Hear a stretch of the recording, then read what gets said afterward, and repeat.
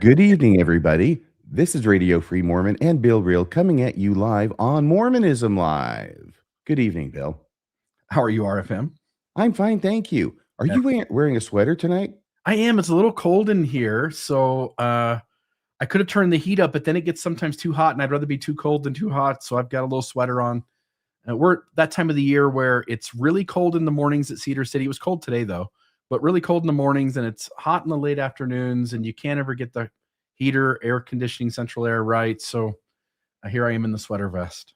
Well, it looks very, very nice on you. It's a bit of a different look, so much so that I noted. Yeah, there it is. Looks like I'm wearing some kind of solid shirt, but it is solid purple over top the dress shirt. Very nice. Probably cashmere. No, I can't afford cashmere. Okay. I understand it's very, very soft. It's very nice. Well, anyway, everybody, do you have anything you want to say before the show? Because if you've seen the thumbnail, everybody who is here watching is probably here for our special guest from Generally Unquotable. Do you have anything you want to say before we bring Generally Unquotable outable? No, I'll just tell you, she's been quite a hit the last few years, putting up quite a bit of stuff here. Maybe the last year and a half, 2 years, I think she's been doing this, and it's been a big deal. Yeah, she's got a, I actually happen to know, I think I know, that her first podcast was December 11th, 2023. Looking down there to see if you're nodding. I think that's correct. So over 2 years now, 2.5 years. And this is no small thing because she doesn't do a weekly newscast, which itself has its own issues, but she does one every morning. And I believe it's every weekday morning, 5 days a week, though. And she puts up something every morning, and she'll cover different stories. And her shows are usually like 15 to 20 minutes in length. And sometimes she'll have special episodes where she'll talk about a certain issue in more depth. And, I'm not going to have her out on the stage yet because I just want to tell you, without her being here, that I am continually amazed at how articulate Generally Unquotable is. And the thoughts that come out of her mouth and into my mind are enlightening frequently. In a sense, it's kind of like you. Like when I talk with you and we bounce ideas off each other and you'll see things differently than I do. And I go, oh, I never would have thought of that on my own. Well, that's what happens when I'm listening to Generally Unquotable. We don't have to be talking. I just listen to her. And it's amazing, the things she says. Now, I didn't bring her out on the stage for that because I didn't want to embarrass her. But now I'm going to bring her out. Here we have Generally Unquotable, folks. Don't worry, RFM. I was embarrassed backstage, so I didn't miss it. Okay, here's the applause. Oh, thank you. Sorry, I was a little bit late on the applause button there. That's okay. How are you doing? I'm fantastic. I'm excited to be here. Maybe everybody says that, but it's true. Well, we're really glad that you're here. I am, at least. How do you feel about it, Bill? I'm definitely glad she's here. For a name like Generally Unquotable, and we'll obviously get to the name at some point tonight, but the name Generally Unquotable, as RFM points out, when people watch your work, I see your work shared often. So I think you're a hell of a lot of quotables. So I'm excited to get into this conversation tonight. And we'll definitely get to that issue of why that name. Oh, hell, let's just do it at the outset. Let's be a little bit spontaneous. Let's live a little. Oh, yes. Why Generally Unquotable? Because you do say a lot of things that I think could be quotable. Yeah. So the name, when I was coming up with it, I was thinking about my past and what my story looked like and what would happen if I shared my story. And when I share my story, when anyone shares their story and puts it out into the collective, especially on a public platform, then we all kind of get to hold each other's stories. And in my mind, I thought, if I'm saying something that's very unique, then people will quote it. But when I'm telling my story and it's an ex-Mormon story and other people identify with it, it becomes less of a quotable experience and more of a shared experience. So Generally Unquotable wasn't meant to be self-deprecating. It was meant to be an experience where we share and we all get to hold and live each other's experiences. So we're not quoting them as much as just sharing in them. That's where it came from. That is incredibly deep and profound. And I think you spent a lot more time thinking about the name of your show than I did of mine. It may be. That's amazing. Absolutely amazing. What a response. And this is the kind of thing I'm talking about, folks. that you can find every weekday on the channel, generally Unquotable. So let's see here. You've put some slides together to tell us a little bit about yourself and your life. And here's the first one. Tell us about it. Oh, look, it's me when I'm a baby. So Oh, I know, look how cute I am. I'm number 7 of 14 kids. And number 7, yeah, right there in the middle. So when they say middle child, that's me. 7 of 14. Hmm. Yeah, Holy Toledo. when I tell people that, they always ask how many girls and boys. So there were 8 girls and 6 boys. I would have asked, is polygamy involved? That's a better question. I've actually never gotten that one. I do get the question whether or not we had TV.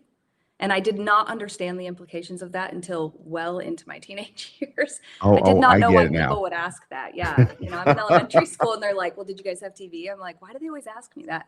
Got to I do didn't something get for it. entertainment, huh? Yeah. Yeah. There are no twins and there's 20 years between the oldest and the youngest, and they're all from the same parents. 20 years between the oldest and youngest, no twins, 14 children. Hmm. That's amazing. Yes. Were your parents like Catholic or something? When I was pregnant with my 5th child, I went in for an ultrasound and the woman asked me if it was my first. I said, no, it's my 5th. And she said, are you Catholic or Mormon? And I said, Mormon. And she said, oh, I was hoping you'd say Catholic. Did you say why? No, she didn't explain after that. Then she just did the ultrasound. I guess you'd rather the kid be raised Catholic. But Yeah. this is an amazing, amazing family. So what is that like? And where were you at this time when you're growing up with this large family? So I was born in Colorado, but I was born in California, but we moved to Colorado when I was just out of that little bassinet there Mm. and lived in Colorado till I was 10. So we lived in a small town. We were the minority, being Mormon, and we were not liked. Mormons were not liked. I got that impression as a kid that Mm. my older siblings dealt with teachers who said bad things about Mormon. I don't know what those were. I mean, probably they were just teaching history and maybe mentioned polygamy or something, but Mm. yeah, I didn't Where in get the feeling. Colorado? Woodland Park. It's right Okay. at the base of Pikes Peak, about 30 minutes from Colorado Springs. Okay, I was wondering about the Colorado Springs. My Yeah. understanding is, and I don't know how long it's been there, that there's a big evangelical community in and around Colorado Springs and environs, and that they kind of don't like the Mormons generally there. So there may be some truth to what they were saying. Yeah. Yeah, that definitely could have been the case. My dad was the branch president of the branch in Colorado Spring or in Woodland Park for 7 of the 10 years that we lived there. Mm. And I don't know. I don't think it's because he wanted the position. I don't know that there were a lot of options. What did that kind of opposition, if I can call it that, Mm. or whatever it is in the community, what did that do to you as a family? We were very insular, and that was partially because of the opposition, because when we moved to Utah, it wasn't quite as much, but I played with my siblings and we went to church and we went to school. I didn't hang out with a lot of other kids from school. And partially, I think that's because of what I learned at church. I was kind of afraid of the other kids. I always had the song in my head, I belong to the Church of Jesus Christ, And so if somebody said something, I was ready to just You know something? Never before has it occurred to me so strongly as this did at this time into mine when you were singing the lyrics of that song, the word belong. Okay, tell I me more. belong to the Church of Jesus Christ. Boy, do you. And you'll find out just how much when you get to the temple, kids. Yeah. So I'm Yeah, they counting didn't. 7 I'm counting 7 children in this picture, and Mhm. one is the youngest, obviously being held in your mom's arms. Is that you? Yeah, that's me. Oh, Yeah, the little bonnet. My mom probably made that dress. She she sewed quite a bit of our clothing. I'll bet. So let me just go here is it okay to the next slide, or did you have Yeah. anything else you wanted to say about Yeah, this? no, just the only other thing in this slide was that's my baby book there, the front, and you can see the temple on there. So even the Oh, arrow is pointing to the temple on there. Even my baby book was LDS themed. yes. I think I might have been involved with 1 or 2 of those myself Yeah. So with this my is how kids. the family grew. Hmm.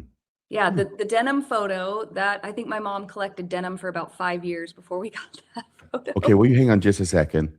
Because are there no wives or husbands in There's this 2 picture other than your parents? brothers-in-law in that picture. The rest is just us. Okay, well, thank goodness for that much at least. So, except for 2 of the guys in the picture, the 2 brothers-in-law, everybody else is either your parents or their kids? Yes. Wow, that's very impressive, and it is very blue. I noticed the theme. Yeah. Yeah. I actually won an award once because there was during COVID, someone said the picture with the most denim and you get a prize. And Oh yeah, my gosh. I And did won. this win the prize? It did. Absolutely. It should have. Hey, Bill, expect to get served with a lawsuit by the LDS Church for this slide, okay? All right, I can't wait. It's the Too much color blue. blue. Yeah. Yeah, Oh, all the colors. Yeah, all the colors that they use, no one else is allowed. So we're allowed Right. transparent and translucent. Those are the colors we're. yeah, Do you don't need to worry, put we'll out a file a quick cross. disclaimer? Yes. Okay. Oh, right, the disclaimer. I don't know Yeah. if Yeah. there's Yeah. a disclaimer that will solve the problem of blue, but We we'll can file do a counterclaim against you when that happens. Oh, okay. Thank you. A Or is it a lawyer, cross claim? nonetheless. No, I always got that wrong. It's a cross cl it's a cross claim, not a counterclaim. So anyway, tell us Yes. about the other pictures, please. Okay, so there's me with my dad when I was baptized. That one's at the bottom. You can see me in my little white jumpsuit. And then the other one is said, it says I was so Mormon that I did a wedding dress fashion show at 14. That was part of my young women's class one time. And I was supposed to wear my mom's wedding dress, but she was a little embarrassed about it because it had yellowed over the years. So that's actually one of my sister's wedding dresses, an older sister. And so, yeah, I got dressed up and went to young women's, and then we did the catwalk and talked about we had to write little letters to our future husbands. Yes. They really prime you, don't they? Oh yeah. Yeah, actually, when people would ask me what I wanted to be when I grew up, starting in kindergarten and first grade, I would just say a mom. And in 7th grade, they forced me to take this test to see what I would be good at. And I just put all these weird answers because I was like, I'm just going to be a mom, you guys. I don't need to do this test. I have to say that, I was baptized when I was 18, so I didn't go all through all this as a youth, but still, I have some familiarity. And the guys, they're pushed more to the mission. Obviously, there would be a marriage beyond that. But I don't think, hey, Bill, you tell me, of course, you were baptized when you were 19, but you were a bishop. You tell me, do the guys get this kind of priming to get married in the temple as much as the girls do when they're growing up in the church? Yeah, I joined late in my senior year, and so I didn't really have enough time in young men's or whatnot to know. It didn't appear so. Again, my time serving as an adult in the church and watching both groups from a little more distance, it always seemed like the women were under much more pressure to follow the standard track than the men were. What do you think, generally unquotable?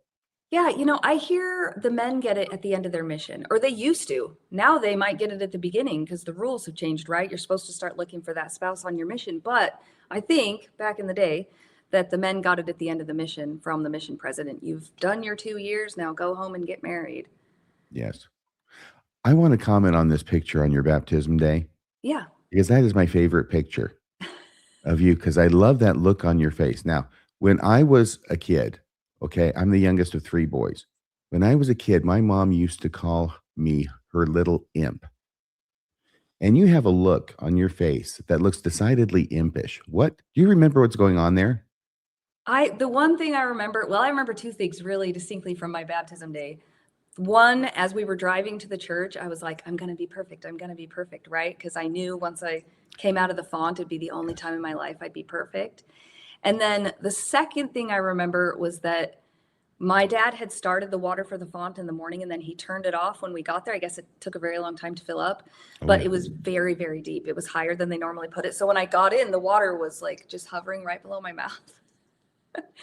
So I didn't have to go far to get dunked. No, I do you remember made it that, easy on your dad. right? The dress wasn't, or the thing wasn't floating up. Oh my gosh. Okay. Great memories of baptism days.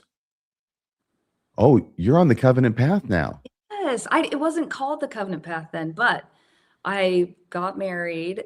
So I went to Rick's College for 2 years and graduated without a husband.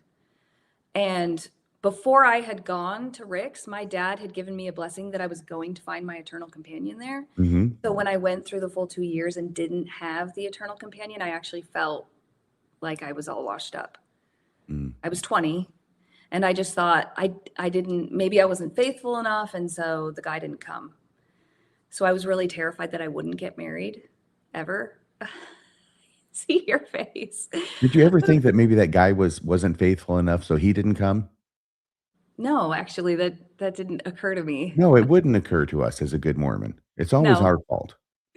Yes. Yeah, for sure. And so then I moved out to California, and that's when I met Donnie.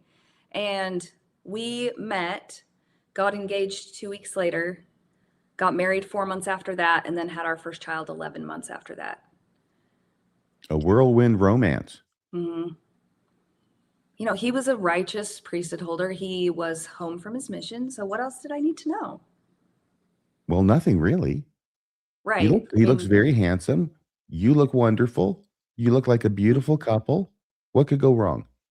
Well, it was rough. It was rough. Yeah. We didn't know how to be whole people ourselves. And we definitely didn't know how to be in relationship with someone else who was carrying a ton of shame from Mormonism that we didn't know we were carrying, which caused problems. But then we also had 6 kids in 10 years while we were both finishing our degrees. You were super righteous. I was. I didn't have as many as my mom, which when I was a kid, I thought I might, but I did have 6. Growing up in a family with that many kids, you moving into adulthood, did you wanted to have a family sort of that big? I don't know if I wanted to. I don't know that it was something that I ever consciously thought about to that level. I thought that if I did those things, I would be more worthy. I tied them to worthiness, and I can't really connect that to wanting to do them. I thought I needed to do them, even when I was scared, or even when I didn't understand, or even when I knew that we couldn't afford it. Because I really had the faith that God would just provide a way, that money would fall out of the sky. It didn't, but I thought it would. Well, I expect if anybody had the faith to make it happen, it would have been you. I 100% believed everything I was told. I didn't question. When I was a kid growing up, the rules of the church kept me safe, right? If I followed all the rules, then maybe people wouldn't get mad at me. And it continued as I was older. So I believed it all.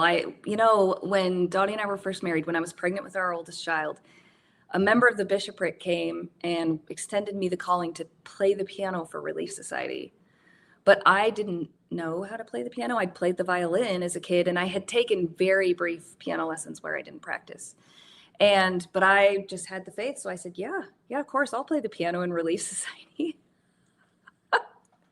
So I practiced for minimum of an hour every day. And I learned how to play the piano well enough. I'm not great, but well enough to play in Relief Society. And I play most of the hymns, the standard ones that people used to sing. If they had come out with a new hymn book halfway through, I would have been really upset. That's a great story. I love it. If you ever become the president of the church and they write a manual about you for the members of the church, they're going to include that story, aren't they, Bill? They should anyway, but I don't think those guys are listening a whole lot to what we have to say, but there should be a lot of stories from this side of things that are included, huh? I'm thinking of the stories like about Heber J. Grant and practicing throwing, the baseball against the barn. He's also the same guy who perfected his handwriting, and that was a big deal. That was the inspiring thing about Heber J. Grant. This is a better story, even than those of Heber J. Grant. I can't believe it. So I also have a handwriting story. Tell us. So when I was in 6th grade, my handwriting was abysmal.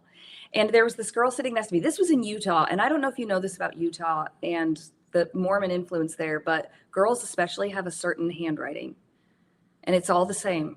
It is. Yes. The girls who do it right. And the girl next to me, I'm not kidding. She had the handwriting. So I watched her incessantly in 6th grade. She was my friend. Otherwise, she probably would have just thought I was creepy. Until I figured out how she did it, and then I changed my handwriting to be like hers. So my handwriting is great.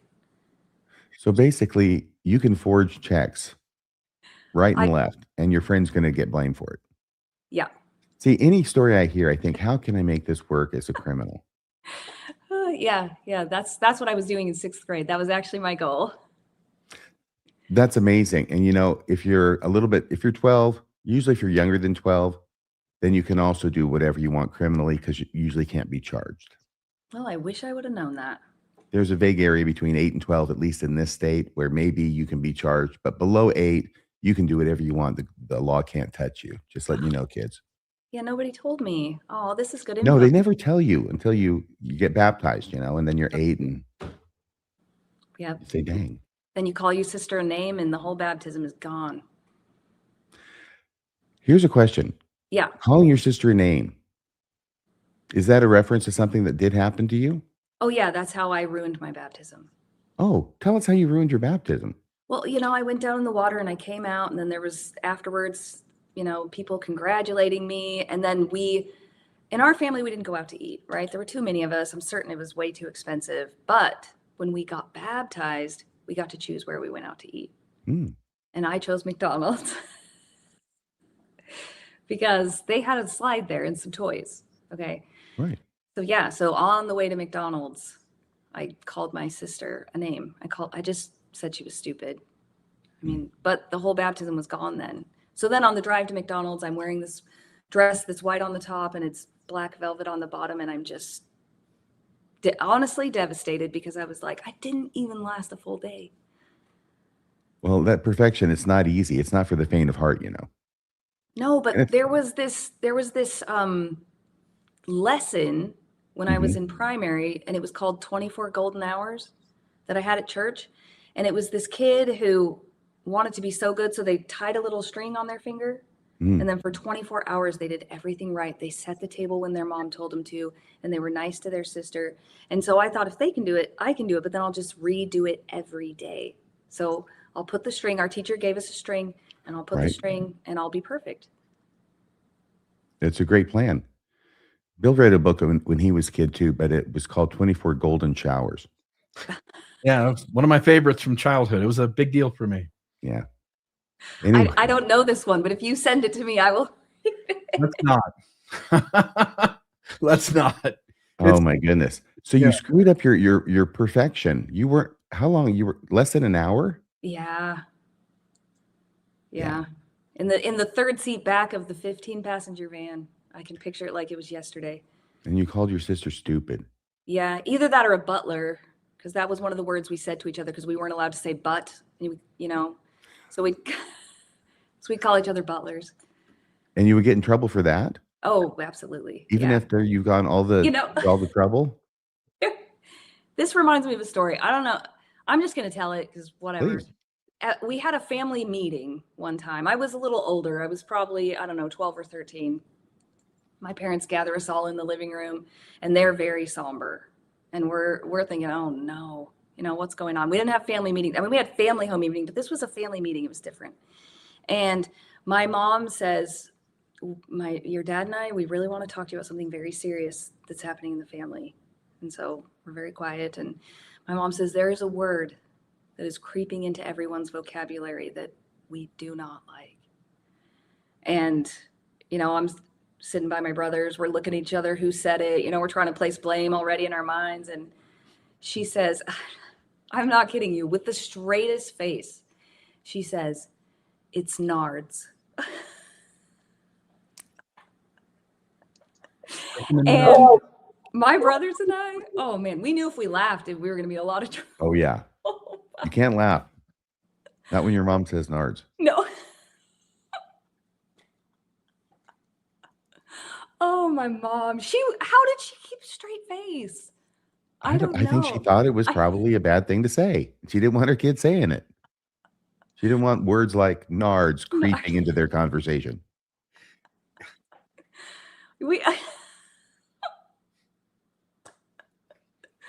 It was very serious, RFM. I don't know why you're... Imagine if you had lived in Oxnard. Oh, right? Or you'd gone to Menards. Isn't that a, hardware store in Idaho or something? I don't know. I try and stay away from hardware. Have you heard of that store, Bill? Menards. Menards. Yeah, Menards. Like Maynard's? Yeah. Well, you can call it Maynard's, potato, but the rest of us call it Menards. Do You you really? do. Because I don't know. I've never heard of it before. They don't have it out here. You can look it up later. It's just a hardware store. It's just Okay, a very good. Maybe they have them in Oxnard. But seriously, folks, here's what I want to ask you. It's a serious question, okay? Okay. My question is this. I'm getting from you that you are very, very obedient. You do the things you're supposed to do, plus, plus, plus. You have 100% faith. hmm You're doing everything you're supposed to do with the family life and with having the kids, expecting the faith to be rewarded with the promised blessings of money from heaven or some kind of help. hmm It doesn't show up. How do you deal with that? I just keep doing the same things.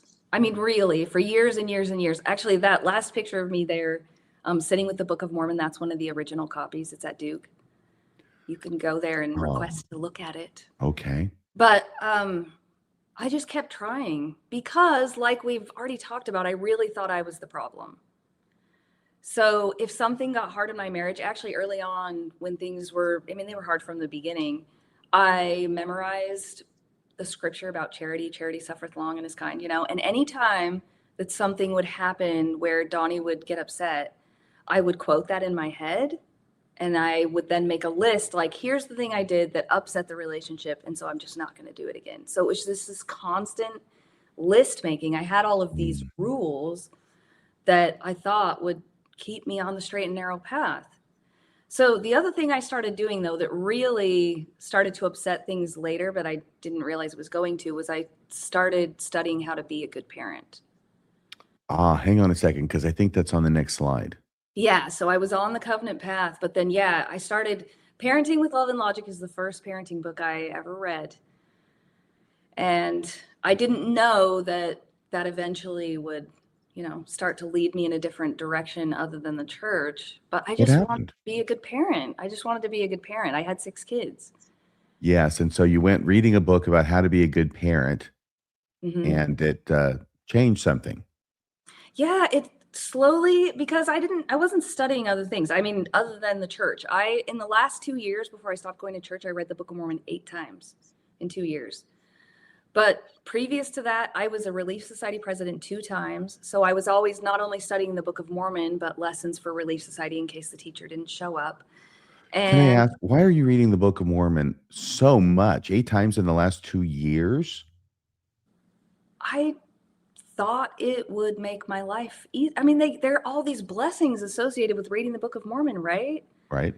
Like I had memorized the scripture on charity and I'd made all these lists of things I could and couldn't do. And my life was still really hard. We still had no money.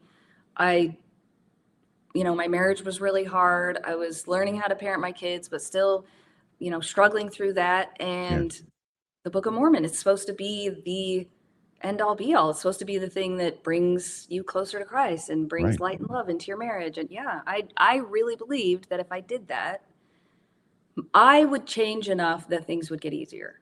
I just always thought that I could change and then it would force other people to change around me. I mean, which kind of it did, but not like that. I mean, the Book of Mormon didn't make anything magical happen. I just spent a lot of time reading it. Right. As if what you're doing now, which is like 150%, isn't enough to make the blessings happen. You've got to go 250%. hmm Yeah. Yeah. I mean, I read The Ensign every month Oh and my all the gosh. conference talks. And And you read the general conference talks? yeah. You Yeah, I read- started reading those in The Ensign in college. So I would have my parents send me that edition with all, that's all it was. The November episode and the May episode. Yeah. I say Yeah. episode, magazine. Issue. Yeah, issue. That's the word. The older folks gotta That bring me printed back. matter, that kind of thing they used to have. Yes, that program. Yeah. So the Book of Mormon was the next thing that was going to save me. Yes. And it Mhm. doesn't. And then 2 years goes by and you read this book. And what is it that happens then as a result of this book? Of the Book of Mormon? I meant the I meant the parenting orange one, book. the Oh, yeah. parenting with love So and logic. I read that book and then I read Success, was reading parenting books after that. Then I started going to therapy. How did you end up going to therapy? Well, I came to a point where I realized that my marriage was either going to end or I was going to try something the church wasn't giving me. What And does that therapy mean? was starting to be talked about, like when I was a kid, it was hocus pocus and we didn't talk about it. And it was, you didn't have enough faith if you had to go to a therapist, but it was starting to be talked about more. And I was desperate at that point for anything to make my life everything that it had been promised it would be. I thought marriage, you just got married to the righteous priesthood holder and then it was Disney after that. Mm-hmm. So Donnie and I started going to therapy. We were actually seeing a Mormon therapist because I could not see anybody who wasn't Mormon. Of course. No way. And we would go 1 week together and then we would each take a week to ourselves and then meet together again. And that therapist actually encouraged me after, hearing about all this stuff I've been telling you, all the rules I was making, everything. He encouraged me one time to go shopping on a Sunday. I didn't do it. But just the thought. The Mormon therapist encouraged you to go shopping on Sunday. Yeah.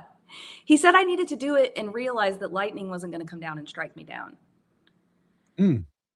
I just liked the fact that he was encouraging me to do it. I didn't actually, not until way, way, way later. But as you can see in that middle picture, I cut my hair short and I dyed it some unnatural colors. That was a big departure for me. And I was the Relief Society president at the time. Really? What did the sisters say? They didn't say anything. I don't I think they were probably thinking things, but in true Mormon fashion, they thought them and said them not in my presence. Mm-hmm. I almost asked, what did they say behind your back? But then I thought, how would you know? Yeah, I didn't know. There were always rumors in my family as well, and some of those I've learned about now, but there were definitely rumors about my hair, how I'd cut it so short, and then I looked like a boy, and then I did all the weird colors. You're definitely making a statement here that people are going to see. What is the statement you were trying to make? I just was trying to do something different. Honestly, my hair is a lot. When it was long, it's curly in the back and it's straight in the front and it's very thick. And so I would spend hours every day trying to tame it when it was longer. And then if there was even an ounce of humidity, which when I had that short haircut, we lived in Southeast Alaska and it was very humid. So an ounce of humidity would destroy the whole thing. And eventually I was like, I'm just done with my hair. So whether or not I'm supposed to keep it long to be more holy, I just need to cut it off. Mm-hmm. I mean, honestly, so I could read my scriptures more.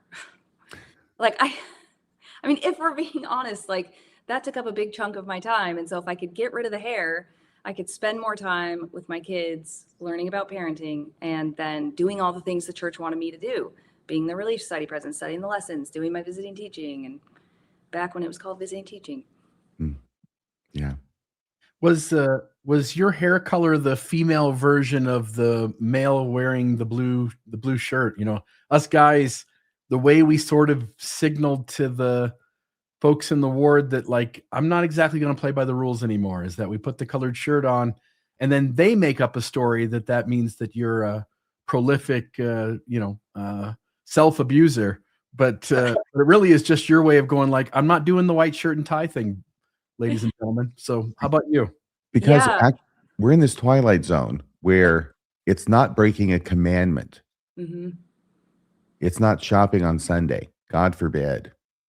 But I can do something different, edgy. Yeah. By wearing a blue shirt, if you're a guy, with the tie, of course, to church. Yeah, if you'd gone without the tie, that would have sent people over the edge. Yes. So I'm still trying to find out this orange book, Parenting with Love and Logic, and how it was that precipitated your change at this point. So it started it. So I actually read that book when my oldest was about 5 and didn't leave the church until 10 plus years later. That was just the beginning, because what it did was it started helping me understand that I could be nice to my kids, and that, I know that sounds weird, but if I can be nice to my kids, shouldn't I expect the same thing out of Heavenly Father, out of God?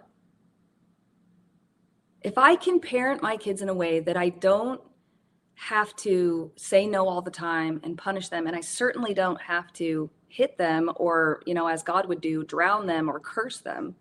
If I can be a good parent and raise healthy kids without all of those things, then why couldn't God do that? That was where my mind eventually went. Mm. And that's why the Parenting with Love and Logic was the beginning of that. Because I was so tied to Mormonism. And I think one of the only things that could have gotten me out of it was feeling protective of my kids. What is going on in the picture on the right with the horses? Is that you and your kids? So that's my kids. I can't remember if I'm in that picture. I might be. But so we moved from Southeast Alaska to Missouri for 1 year. Wait a second. And At some point, you went up to Alaska. Did I miss that? okay, so when we got married, well, we've been all over. Yeah. My family moved to Utah when I was 10. Then I got married and we lived in California. And then we went to school in Idaho. I went to Rick's and BYU Idaho. I have diplomas from both. Really? Yes, yeah. And then we moved to St. George and lived there for 2 years. And then we moved to Southeast Alaska. Wow. Yeah, lived there for 6 years, then went to Missouri for a year. And that's where the horse picture comes in. Missouri, God's country. Yeah, I know, right? Well, and by the time we got to Missouri, my testimony was on the rocks. Yeah. And I was starting to have some big rifts with my parents and my siblings because I was starting to get healthy and say healthy things and maybe suggest that you didn't have to spank your kids or any of those things. And so Donnie and I decided to take the kids to Nauvoo. And that picture is actually taken in Nauvoo because it wasn't a long drive. We took a long weekend and we went to Nauvoo. And it was part of this, I was reading the Book of Mormon 4 times a year and I was going to Nauvoo because I wanted to stay in the church. I was desperately trying to hold on to the church. So we took the kids up there and we went to it was in the off season. So the senior missionaries were just fawning over us because there was nobody else there. Mhm. I feel like they were really, wanting to talk to someone.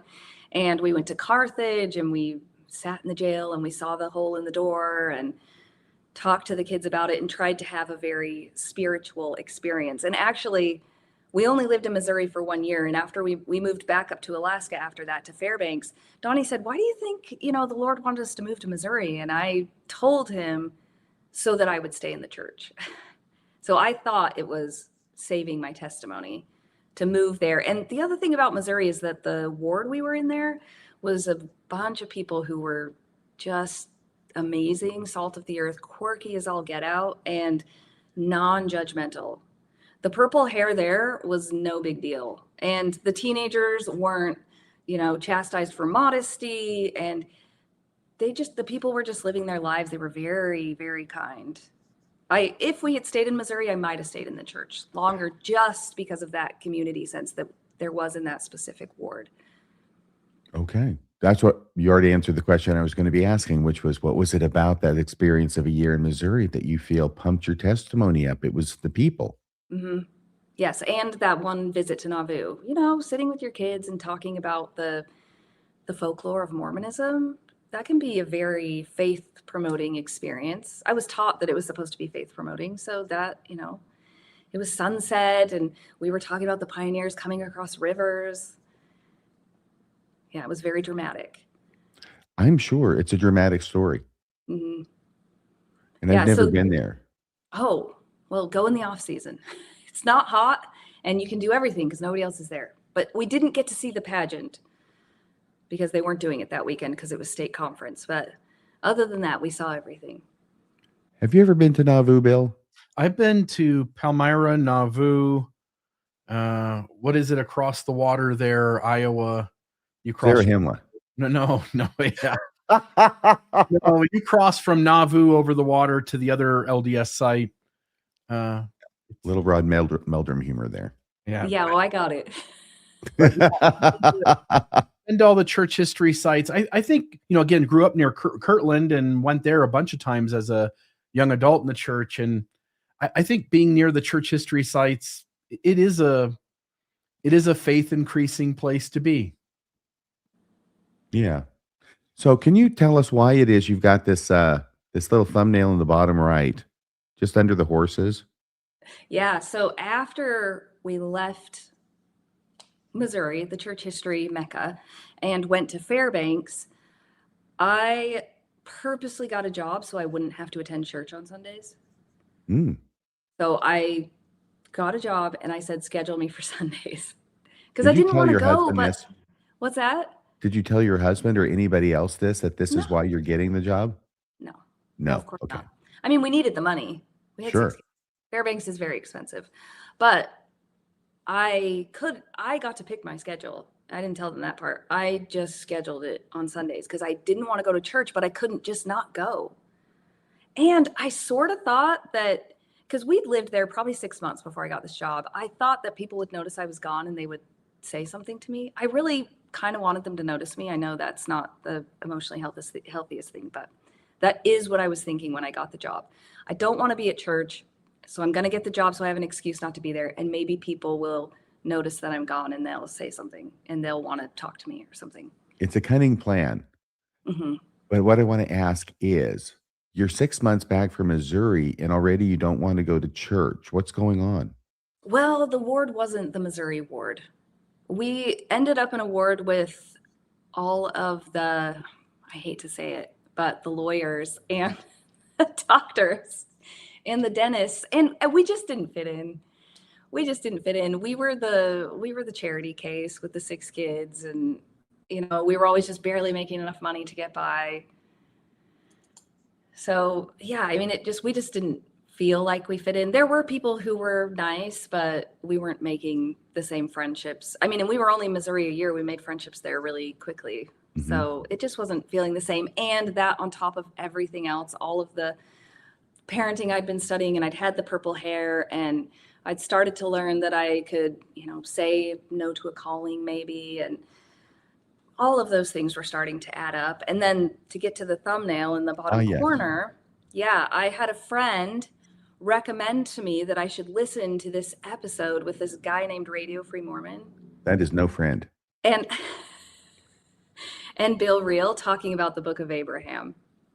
I remember that. Do you remember that, Bill? That's been a few years now. I thought we did an incredible job. It was either 2 or 3 parts. 3, I think. That's Yeah. part 3 right there. Well, there it is. So I thought this was such a great production that you and I did early on, going through the Book of Abraham, explaining it to the audience and showing them in one of the episodes, it looks like it was part 3, all the confusion being added to the situation by the apologists, those landmines from John Gee. This episode actually won a Brody Award for busiest thumbnail. Oh, It is. This was back when none of us, when you're just kind of winging it, making a thumbnail. You didn't really have any sort of design elements that anybody had shared with you. oh, that's amazing. It didn't really win that, did it? Was No, that really no, an I award? just made that up. I'm making that award. The thumbnail is fantastic.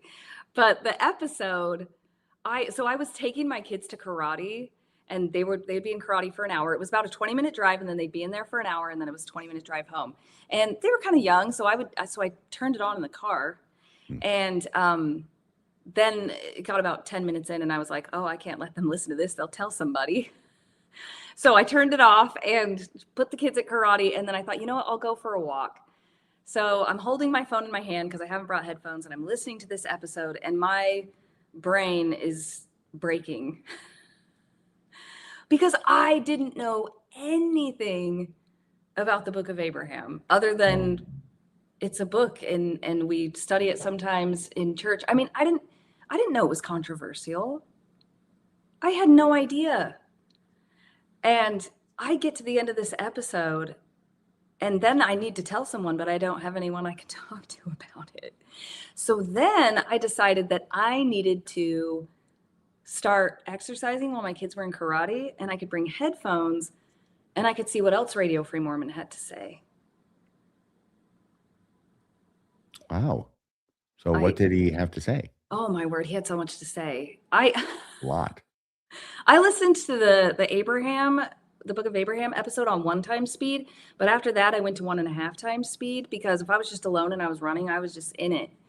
And there was so much. I couldn't get enough. When I caught up to wherever you were at the time, I don't remember how many episodes there were. I actually felt a loss in my life. I don't know if you've ever read like a really good book and then you get to the end and you feel like you've lost a friend because it's over. Yes. That's how it was. I got through all the Radio Free Mormon episodes and I'm like, well, who am I going to deconstruct with now? Well, there are others, and you found others. I did. That's when I went to Mormon Stories, because I was like, I heard of this John DeLynn guy back in the day when ordained women was big, and I know that he's lost the light in his eyes, so he's probably the guy I want to listen to now. Yes. Radio Free Mormon first, John DeLynn second. Okay, just underscoring that. You can blame my friend. Yes, absolutely. So did you like John DeLynn as much as you liked Radio Free Mormon? You need to okay. If I'm going to be completely honest, the answer is I appreciated the Radio Free Mormon episodes more. And I think she said it. I'm just being honest. I think it was because of the interjections of the humor and the way that your mind works. It just made sense to me. Like there was just a connection there in my brain where I would be running, and I started off running 5 minutes at a time. And by the end of all of this, I was running half marathons. That's how much ex-Mormon content I was consuming. Wow. But I would be running and I would be, 6 miles in and be like, I don't know if I want to go more, but I'm like, oh, but there's another episode. But then I would be crying because I'd be like, oh, he really gets how I feel about this. But then 2 minutes later, I'd be laughing because you would have said that so-and-so is beating a path to the bishop's office to tattle on you because Sister of your Waters. That was Sister Waters. Oh my God, every time you said that, it killed me. So I'm running and I'm crying and I'm laughing, but I'm totally engaged. So maybe, I really soaked it all up. And there was actually a part where you talked about how when you read the Book of Mormon, you felt like your brain had opened up and, things were spinning around, or I don't remember exactly how you described it. And I stopped my run and I paused the episode and I was like, wait, is this guy still totally faithful? And I was kind of mad. I'm doing the long con coming up on 10 years now. I was like, he better not still be faithful, because I felt like he was really telling me I'm not crazy for thinking all of these things about the church. I was mad. It's like me saying psych. Yeah, but I took a sigh of relief when you continued on, and I was like, okay, he can't really be a member. But when I did finally tell my husband I was listening to you, I brought that up because I was like, well, he still says stuff that's, kind of faithful to the church. Yes. It's like a soft landing to be like, I have listened to many episodes of Radio Free Mormon. How did this conversation go, and how did it come up? Assuming this is the first thing that you broached with your husband. Maybe there's something before that. Oh, well, he is actually the one who told me to stop going to church. So I was working that job, not going to church. Then I got a better job and there were no Sundays to be scheduled. So then I had to go to church. And I went for about 6 months, and 6 months in, he's like, we came home one day. It was the Christmas Sunday at the end of 2018. So it wasn't on Christmas, but I think it was like the 23rd that year. So you just have the 1 hour sacrament meeting. It's all about Christ and the birth and everything. And we came home and he said, you have to stop going to church. And I was like, I can't do that. And he's like, but you're miserable there. And I was like, yeah, but it's church. We have to go, And he's like, well, I'm not going to go next week. And the kids aren't going to go either. And if you want to stay home with us, you can. And so we stopped going to church, but we weren't like leaving the church, and we didn't talk about it. We just stopped going to church. So then I'm continuing to listen to all these episodes, but I'm still not telling him, even though we're not going to church. I feel like it's a taboo area that we haven't broached yet. So I'm trying to remember when I finally told him, but that was one of the first conversations we had where I said something about the church and I brought up the Book of Abraham episode, and he's like, yeah, I knew that. I was like, what?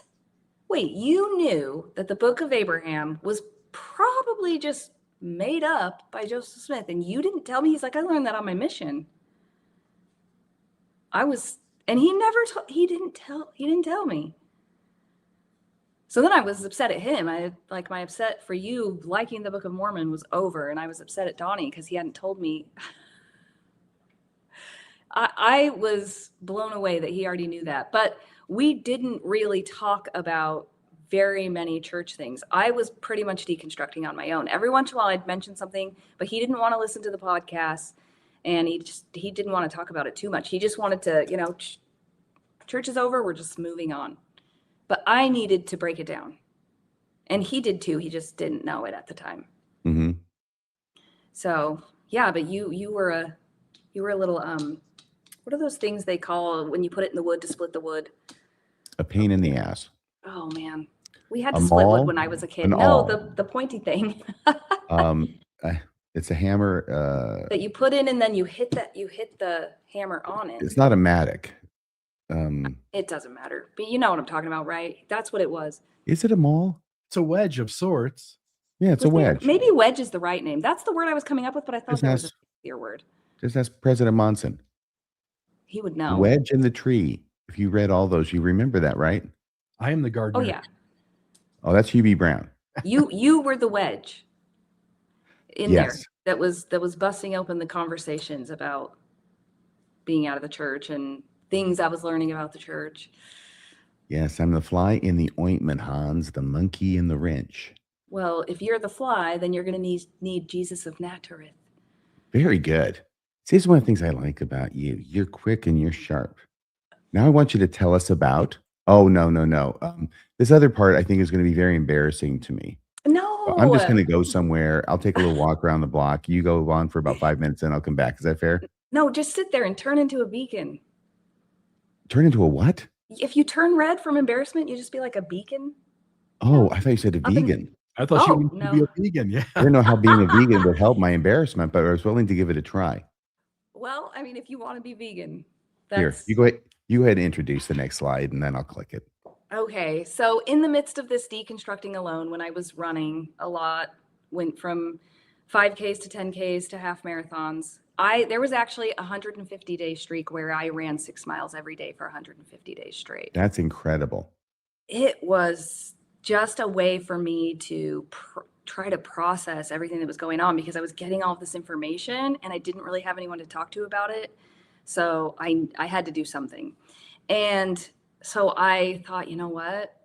Radio Free Mormon, he's this famous guy who lives somewhere, but he has to know what I'm thinking and feeling right now because I feel like he would understand. Because at that point, I thought of you as a friend, even though you didn't know who I was. Maybe that's creepy. I don't know, but I did. And so I sent an email. I included a portion on the next slide. That wasn't the whole email that I sent, but it was part of it. And we can Is read this it. the racy part? What's that? Is this the racy part, or did you cut that out? Well, I just cut out the part in the middle that went into a lot of specifics about my family. Not a lot. It was one paragraph in the middle that went into specifics about my family situation, my parents and my siblings. But this was on April 25th, 2019. So we had stopped going to church at the end of 2018. So this is, 4 months later. And it says, Dear RFM, I am in a shitstorm right now because writing a vulnerable email to someone I don't know always makes me feel very small.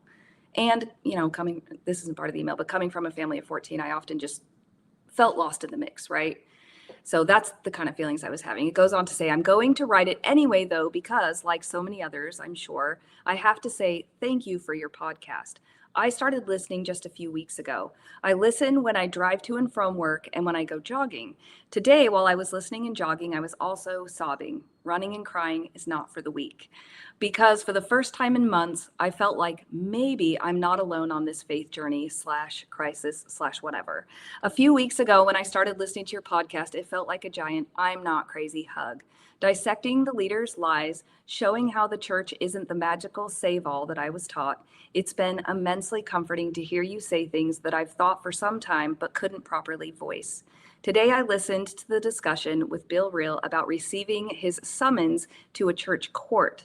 When he described his inability to attend church because of the trauma it was causing him, I finally had words to describe the feelings I experienced the last year I painfully attended.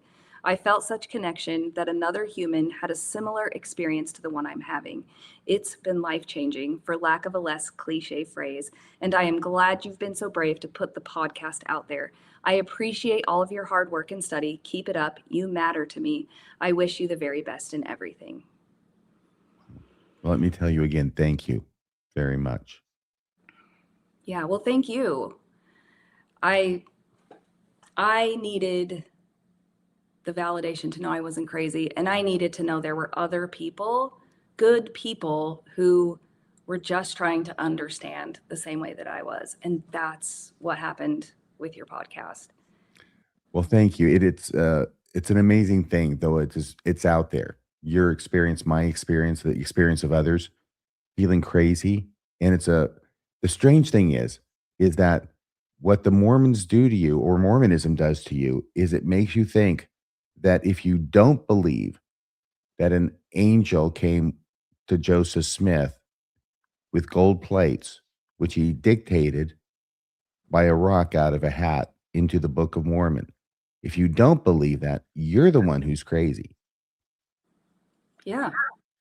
Yeah, absolutely. And so then when you get out and you start thinking, ooh, that sounds a little weird, a rock and a hat, then there's all of this cognitive dissonance. I was almost 40 by this time when I'm deconstructing this, and I had 40 years of conditioning. I was listening to Book of Mormon stories before I learned how to tie my shoe and write my name. Unraveling that is a big deal. It influenced everything that I did. When I would talk to my kids about even when I was studying all this parenting, I was always trying to still tie it back to the church. So when I would talk to them about being good humans, being kind to each other, I would say, I don't want you to be kind to your sibling because I'm telling you to be kind to them. I want you to be kind to them because I want you to look at them and see that they're a child of God. Right? So I was coming at it from that angle. Now I can just say, because they're a human, but the church was in everything that I did. And actually part of therapy that I was always also trying to tie it back to the church, because the church has all the answers, right? But I wasn't finding them. But then when I went to therapy, I was. So I was like, well, maybe the church just said these things and I didn't hear them.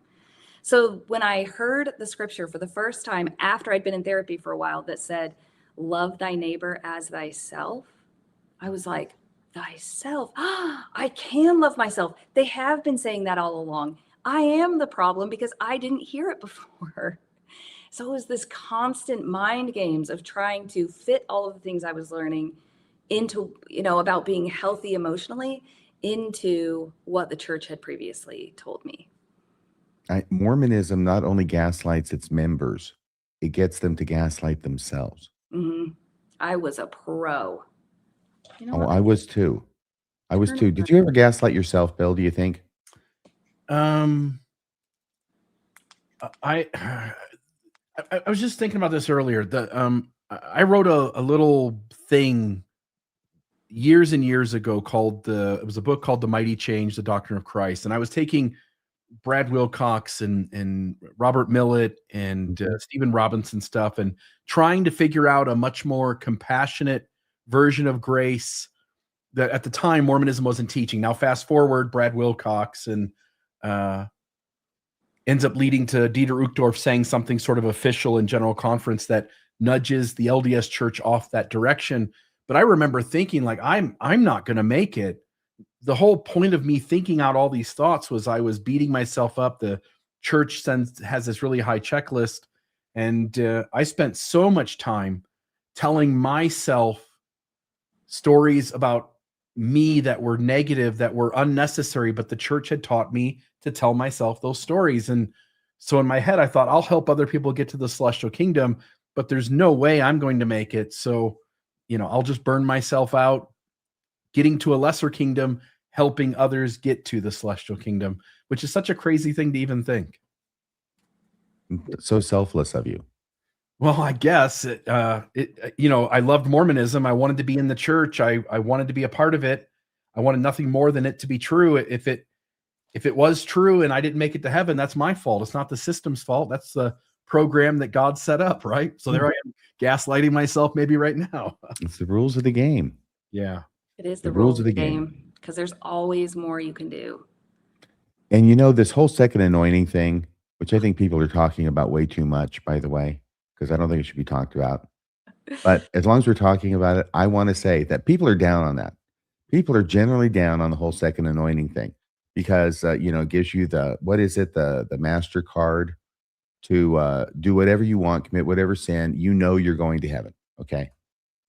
On the other hand, the flip side of that is what we have in most of Mormonism, those who haven't entered the executive suite in the temple, is most of the people in Mormonism wander around trying to do everything they're supposed to do with greater or lesser success, but they're trying. And none of them know, no matter how hard they're trying or how much they believe or how much faith they have, none of them have any idea as to where they're going to end up once they're judged, what kingdom and where. And that itself lends itself to kind of this being up in the air, ungrounded.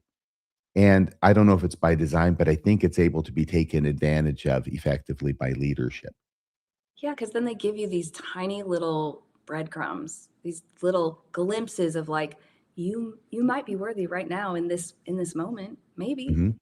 And I would just grasp onto those. I don't know if it was the same for you guys, but I would take one time I went to this fireside as a teenager, and the guy who showed up had a tux on.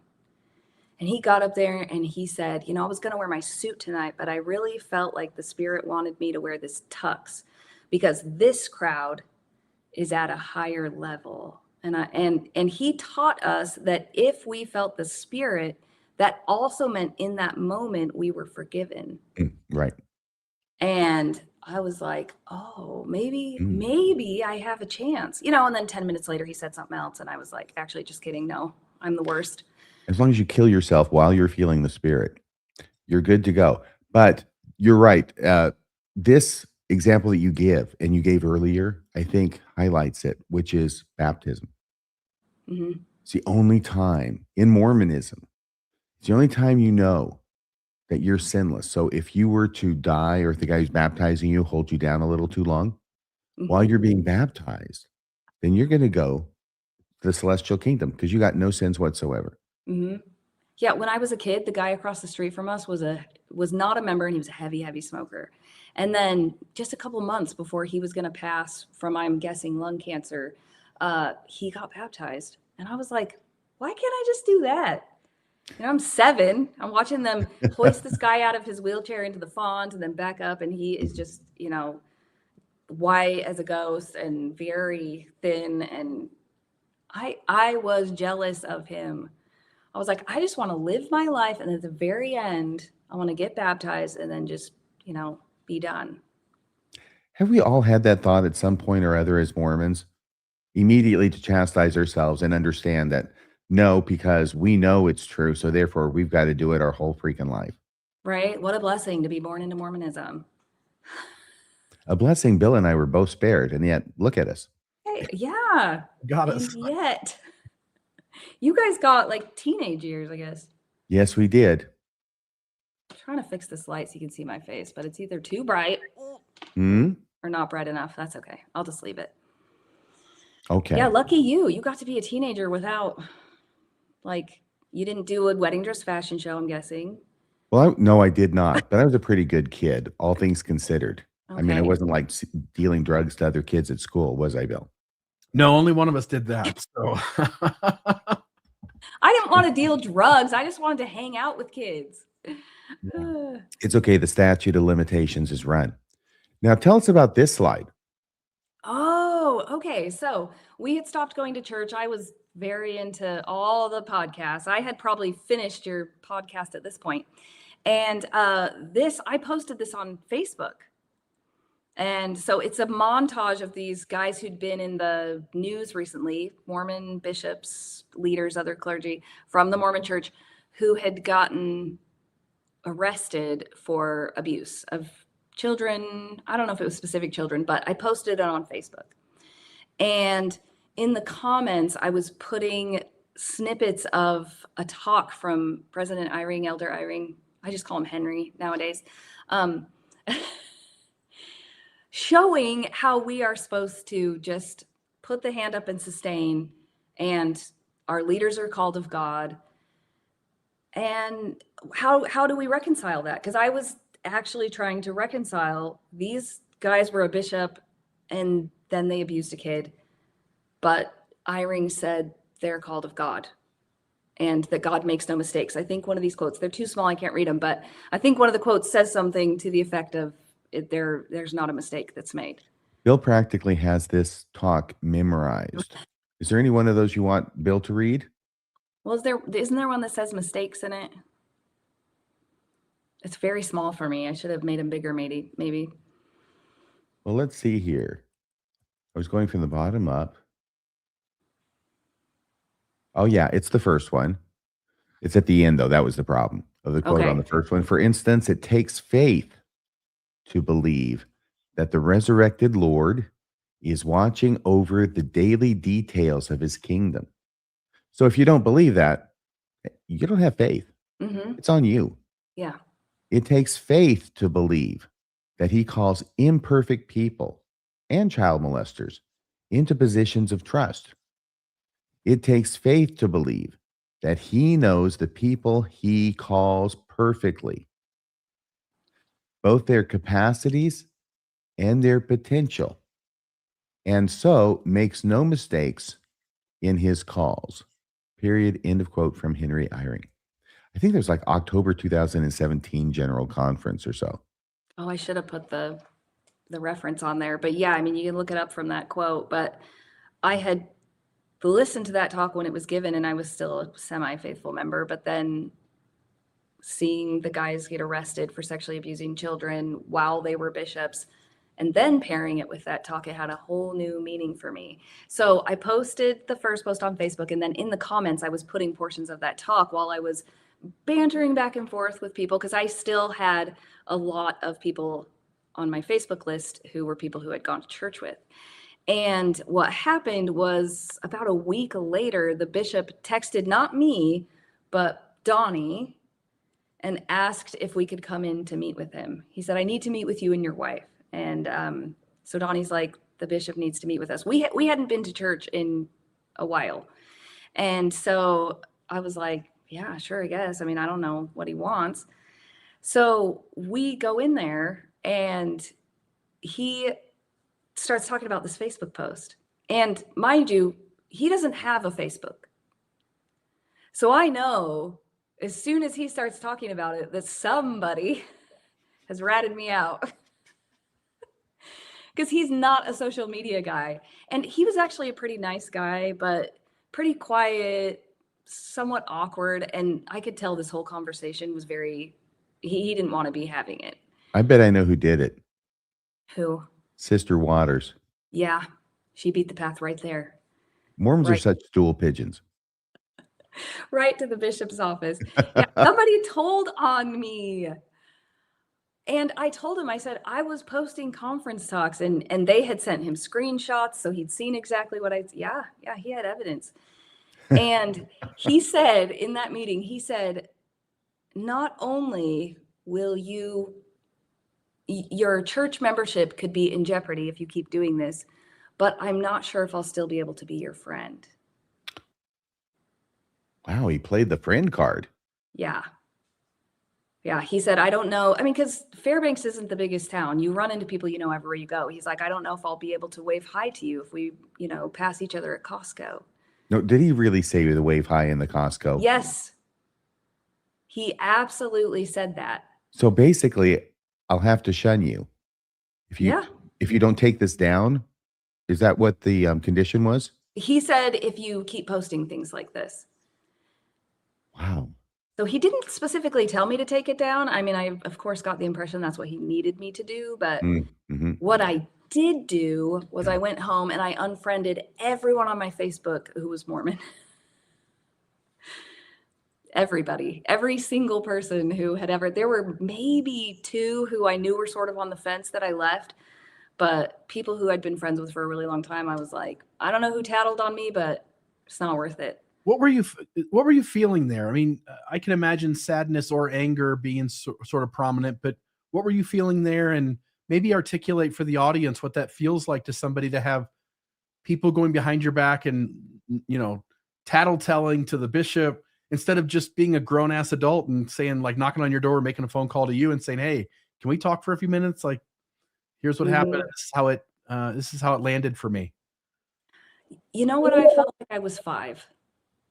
That's honestly what I felt like. I felt like I was sitting in a room alone with my dad, and he was mad at me because I'd eaten some chocolate chips I shouldn't have eaten, or whatever it was, because I was terrified of my dad. So that whole meeting, I was attempting to be nonchalant because in my mind I was thinking, if I don't believe in this, he doesn't have any power over me. But my heart was racing. I was sweating when I get nervous. I can run a half marathon and be barely sweaty, but if I get anxious, the day's over. I do not have enough deodorant for that. So I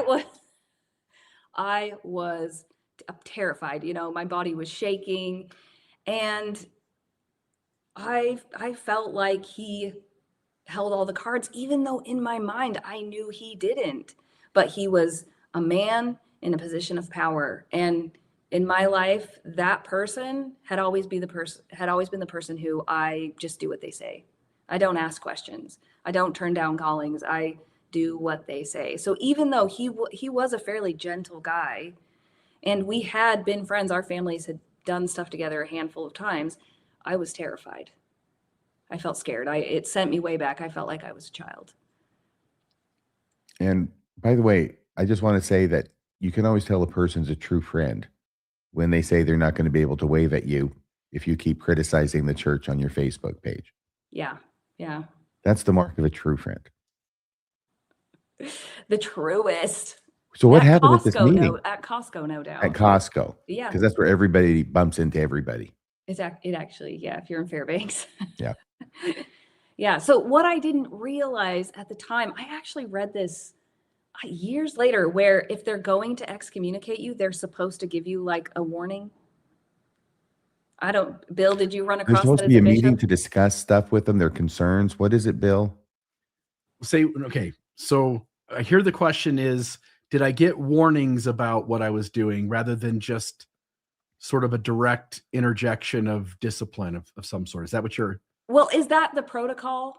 I remember reading somewhere much later that they're supposed to talk to you before they send some sort of letter. I Yeah. didn't realize at the time that was what that meeting was. It was years later. Gotcha. Yeah. So there is something somewhere where every stake president I met with referred to this idea that somebody above them had reached down to them, said, hey, you should be aware of these things.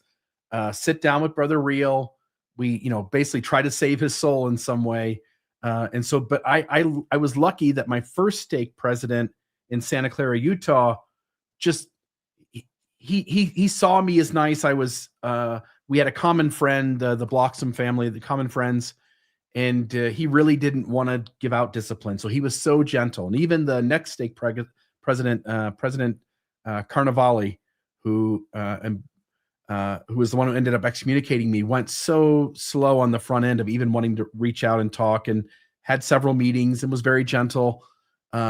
Yes, their impetus is like Salt Lake's asking me to try to get this guy to change. And again, leadership roulette, whether that person is mean or nice, but they were gentle and took the process really slow. Yeah, that after that meeting happened, the meeting that they were supposed to have, that I didn't know that until later. I unfriended all the Mormons on Facebook, and no one. Generally Unquotable. In the meeting, though, he's asking you this, and are you just saying you'll think about it, or is there any kind of discussion between you and your husband and the stake president about his demands? So I honestly remember how I felt. I don't remember a lot of what was said because I was so nervous, but I do remember asking him if anything I said was not true. I do remember saying that. Did I say something that's not true? And he was trying to say back to me, like, well, no, but it just didn't look good, or it just didn't make the church sound good, or things like that. But I remember being nervous, and I remember sweating, and I remember getting out of there and asking Donnie, what did I say in there? Because I was so nervous. And it's just you who's on the hot seat, not Donnie, right? Yeah, but he needed to be there. He was contacted. Yeah. Yeah. I mean, is that what they do, Bill, too? If it's a woman, you have to have them bring I mean, did your wife have to go with you at the time when you were married? Uh, no, and I've heard so many instances in the church where uh, women are always reached out to through the husband, and the husband uh, never has the wife reached out to first. That's just not the way patriarchy works. Right. Yeah. That part. Yep. So Yeah. then what happened? You're leaving the meeting with the stake president. Take it from there. Well, it was the bishop, Oh, it's but the bishop. yeah, it was just the bishop. Um, well, they just cut contact. I think we maybe got a letter on the porch for one of my teenage daughters, from the young women's after that, but people just kind of let us be lost. It didn't come. I unfriended everyone so they couldn't tattle on me anymore. I did go to church one more time after that because one of my kids wanted to go see their friends. So I agreed to go, but we hadn't gone in a long time. I don't even remember how long it was. And I sat through sacrament meeting, and then after an older gal from the Relief Society came up to me and she said, "We've missed you." And I knew I was going to get that comment. So I looked her straight in the face and I said, "We didn't move. You know where I live. You can just come visit me." And then she walked away. You were She ready had for no that word. one. She had no words. Yeah, and that was the only other time I've gone, other than not this last Christmas, but was it this last Christmas? No, it was the one before.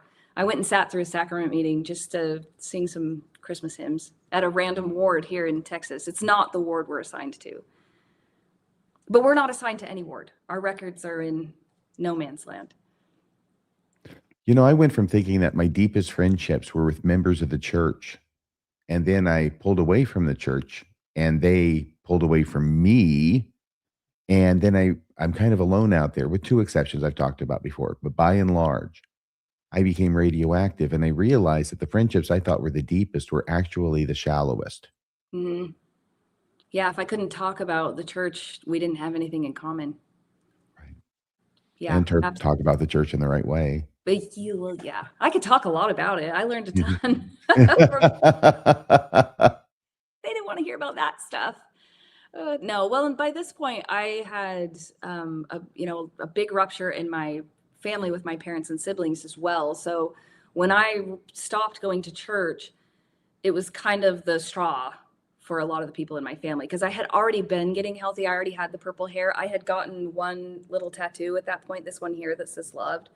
Um, and so I was ousted from my family. And then when I left the church, it was even more so, where I didn't have anything in common with them. There was nothing to talk about with them. And then also, every one of my friends before that had been members pretty much, except for, maybe a few random people I'd met at work or something.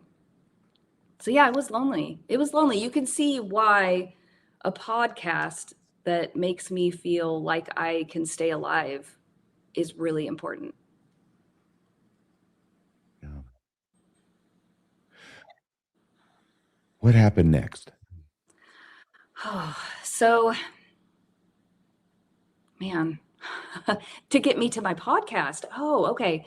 So, Donnie and we'd been in Fairbanks for 6 years, and our marriage had come to a point. Leaving the church helped a little, but it didn't solve our problems. Donnie still needed to do a lot of the deconstructing I was, and a lot of the healing that I was, and he hadn't been doing it up to that point. So we actually separated for about 8 months, and we had a huge house because, anyway, it was a super weird house, but it was huge. And so we divided the house into, like, put up a wall and made it into like two separate living spaces. So we separated that way so we could still have the kids go back and forth, but we had separate spaces. And during that time, Donnie started going to a really good therapist and started really delving into the things that had hurt him being a member of the church. And then about 8 months into that, he really wanted to get out of Fairbanks. And so, well, we both kind of did. So he got a job in Texas where we live now. And we moved to Texas together, even though we were starting to have conversations about maybe we could start dating. And he was starting to show up in ways that I was like, okay, Dating each other again. yeah, yeah. Because we didn't get to know each other before we got married the first time. And so when he decided to come to Texas, I was like, I will come, but I wasn't sure we were going to stay together. I had seen enough from him showing up in healthier ways than he had previously that I was willing to come to Texas, but I didn't know if we were going to stay together. So when we got here, I was going to get a job, but he's like, you know what? We're making enough money now. We intentionally downsized our house so that we could be more free financially. He's like, why don't you just stay home for a little while and just take time for you? You know, you've always been the one fairly solo parenting the kids. You've always also worked, sometimes from home, sometimes in an actual, you know, a full-time job outside the home. He's like, just take some time. And while I was doing that, I one day on a very small TikTok channel that I had at the time, read a little bit of the news that had to do with Mormonism. I had been getting it in my email every day for years. I just set up a Google alert, and when it said Mormon or Church of Jesus Christ of Latter-day Saints, the news would come to my Gmail inbox. So on TikTok, I was like, hey, here's some news that's going on in Mormonism. And it was very clumsy. That was the one that the screenshot of that you said before, the December 11th of 2023, that day. And people seemed to like it. I didn't have a thought about doing it beforehand, and I didn't know that it would end up where it is now. But yeah, there's my first. Everyone should scroll back for 4 hours in my TikTok and watch that, because it's so clumsy, it's so funny. But I got 675 views, which for me was a lot. I never got over 200 before that, and I thought, oh, well, maybe people like this. And I wasn't working outside the home at the time. I had picked up a few graphic design jobs because that's what I've been doing on the side. But yeah, that is how Generally Unquotable got started.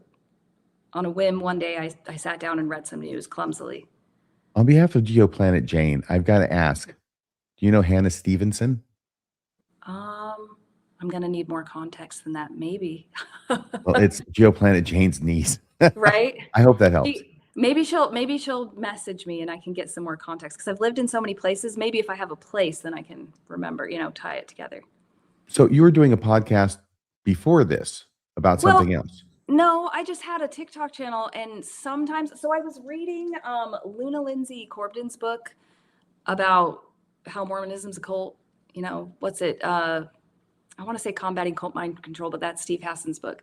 But she lists 31 things that make Mormonism, list 31 things that make Mormonism a cult. And I sometimes on that channel, I would read a little portion and then just talk about how it had impacted me. Oh, they're so right about this. Look at this portion. Look what they said. So I had done that a handful of times, but I hadn't done any news stuff. And it was just a little TikTok channel. That's all it was. And so this day I just read the news just because. And you got 675 views and you thought, this is nice. Maybe I'll make this a regular gig. Well, I just thought somebody benefited from this, or they wouldn't have watched that much of it. Mm-hmm. And I was like, okay. And I'm thinking back to when I was a brand new Exmo, a little baby Exmo. And I was listening to Radio Free Mormon, and I was feeling like I mattered. And I was like, if 675 people, that's a lot of people. I mean, it might be a minuscule amount of views on a TikTok or something, but to me, that was a lot of people.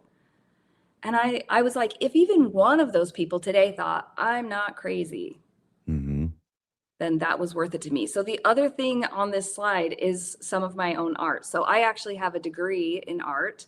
I did photography for years and graphic design for years. And I actually drew an entire coloring book. And that's one of the pages from the coloring book that says, we belong together to each other. We belong to each other. And so before I had done this news and 675 people had watched it, my life, I had been thinking a lot about how we belong to each other. And so when people seemed to listen, I wanted to be there. I wanted to be there for the other people who were like me. And yeah, the whole coloring book was about how we can support each other. It was mostly focused on women and females, but as an ex-Mormon, we need community. So yeah, I've also done art. That was I have all of these different things that I've done. I've worked at Baskin Robbins, and I've done graphic design, and now I do I worked manual labor when I was a teenager, building gun safes. I've done it all. That's awesome. By the way, I don't want to pursue this too much further, but Geoplanet Jane says that this Hannah Stevenson chick, that she used to work in the art department at the University of Alaska. Oh, so I didn't know a ton of people from there, but I'm certain we probably ran into each other. The University of Alaska Fairbanks, because there is a University of Alaska elsewhere, but oh, Esther. Yeah, I know where Esther is. They have a wonderful festival out there that I actually designed the logo for one year, and it was very well liked. The logo Really? and the festival. Yeah. Esther is great. a very small town. Matter of fact, there's probably 600 people there. So It's not one that I'd heard of before. no, it's very small. Yeah. So Fairbanks is the Fairbanks North Star borough. It's like a county, right? But it includes Fairbanks and North Pole and Esther and all these other places. But the actual city of Fairbanks has 30,000 people, but the borough is the size of Rhode Island land-wise and has 100,000 people. So everyone is very spread out. There's not very many people, a lot of land. I put up some of your photos on the slide from Alaska. Yeah. So I've seen the Northern Lights. The Northern Lights picture there, that was actually, so the pipeline ran through our property when we lived in Fairbanks. So there was an easement on our property. The oil pipeline ran right through it. And so they kept the easement clear and there were no trees there. And so it was a perfect place to view the Northern Lights. And so I've seen And you them. took that picture yourself? Yeah. Then that's not a great picture. Don't zoom in. Okay, but still, it's amazing. Oh, the Northern Lights are unreal. If you have it on your bucket list, don't put it at the bottom, because I saw them many, many times and it was unreal every time. There are times when there's a lot of solar activity and it gets as far south as Washington State, but it's nothing like that, at least not what I've seen. What I've seen is like some greenish, sort of mildly glowing goo in the sky, sort of. It's not like this rippling kind of river of light. Yeah, and it was across the entire top of the sky, and they move. It's wild. If you want to go to Fairbanks and see the Northern Lights and not freeze your butt off, go the second or third week of September. Okay. It'll be chilly, but it won't be snowy and it won't be 40 below. And every year for 6 years, the second and third week of September, the Northern Lights were phenomenal. That's amazing. And over here in this upper right picture, you've conquered the giant red spiders. Those are king crabs. So when we lived in Southeast Alaska, we had a boat and we had shrimp pots and crab pots, and we'd go halibut fishing and salmon fishing. And we did a lot of subsistence because food was very expensive. So if we, brought that stuff in and filled our deep freeze, we could last through the winter on crab and shrimp and fish and deer. Yeah. Wow. Yeah. So, and then there's the little iceberg there in the middle. That was down in Petersburg too. We'd go out on the boat and head towards the glacier. And then the other is a drawing of Optimistic Prime. I saw that you drew this, I guess. I did. Yeah. He's got his thumb up and he says, everything will probably be all right. And that's why he's Optimistic Prime. Yeah. So I just wanted to showcase, I just have had a very full life. I mean, Mormonism seemed like it was everything, but there's so much outside of that. And all of this was happening as I was, transitioning out and getting out. And I'm not left with nothing. I'm left with a whole lot. Very good. And I think that's the end of the slides. I've got to ask you a question. I have all these other questions that I'm never going to get to tonight, and that's fine because this has been much better. Okay. This has been much better, but you've talked about how you got to your podcast, and I just wanted to ask you, how is it that you put out a podcast every morning of every weekday? I do have that correct, right? It's not 7 days a week. No, sometimes it is. Every once in a while, I'll do some extra episodes on the weekends, just depending on what's going on that week. But it standard 5 days a week. And there are sometimes when I'll be like, I'm gonna, be out of town, so I'm gonna miss a day. I don't. I just record one previous and How do get you it out do it? anyways. How do you do So it? I can read very quickly. That's something that helps a lot. And I read a lot. In ninth grade English, I read 4 or 5 books to the class because they'd say, have the fast girl read, because then they knew if we had to read out loud, we'd actually get through the material. So that helps a lot. And I retain information. I can still play songs on the violin that I learned in 7th grade. So I just retain information just for whatever reason. And so I've spent so many years studying all of this. A lot of it will just come to mind. So if I include a conference talk that has to do with the news story, it's probably just because I remembered it. Mm-hmm. I didn't have to go to lds.org and search a word. And I just thought, oh yeah, that, Benson said that thing, and just grab it and bring it in. So that's helpful. It helps speed things up. And You seem to have it's quite a grasp of the subject, I just want to say, because I have seen a number of your episodes and I know what you're referring to, where all of a sudden you're talking about a talk that I think it was Today's Show, Dallin Oaks from 1992, talking to BYU, and this connection that you made between that and the other thing you were talking about, about the teeth with Faust, right? yes, yes. Teeth and the Faust and the dental work and the gold, and you dedicate it for the temple because we have to have something for Moroni to coat him with all that gold. So Yeah, why not but- your teeth? But did you, And Faustus said he bought the gold above market value, someone's teeth gold. well, he bought it If above he market could do- value to show respect. But if he could do that, why didn't he just let them keep their damn teeth and just give the money to the church? These are the questions that a good Mormon is not supposed to ask. I didn't even You're not say even- that on there, but I was thinking it. But You're not yes, even supposed to think of it. But I thought that was a great juxtaposition that you did. Mhm. And that's a lot of it is in my mind, those tensions are happening. So I just put them out there. But I do treat it like a full-time job. I work 40 plus hours a week. So I record a podcast. I haven't ever said this out loud to anyone, but I mean publicly, but I do it a day in advance, right? So tomorrow's podcast I schedule today. Mhm. That way it can go out in the morning because I have a lot of people who religiously listen while they drink their morning coffee. And but yeah, I spend the whole day doing the next day's podcast. And I start right at 8:30 when my kids leave for school. And then I'm usually done recording, editing, and posting by about 2:00. And then I start writing for the next one.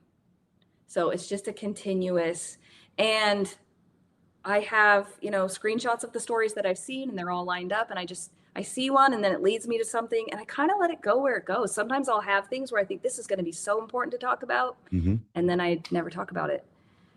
So yeah, it's if you listen to my show, you can start to see how my mind works, because it is a stream of consciousness for me where I read a news story. It reminds me of a conference talk that reminds me of a book and sometimes all the stories tie together and sometimes they're all different, but it's just what I wanted to talk about that day. And it's part of the joy of just being my own boss, because I can talk about whatever I want.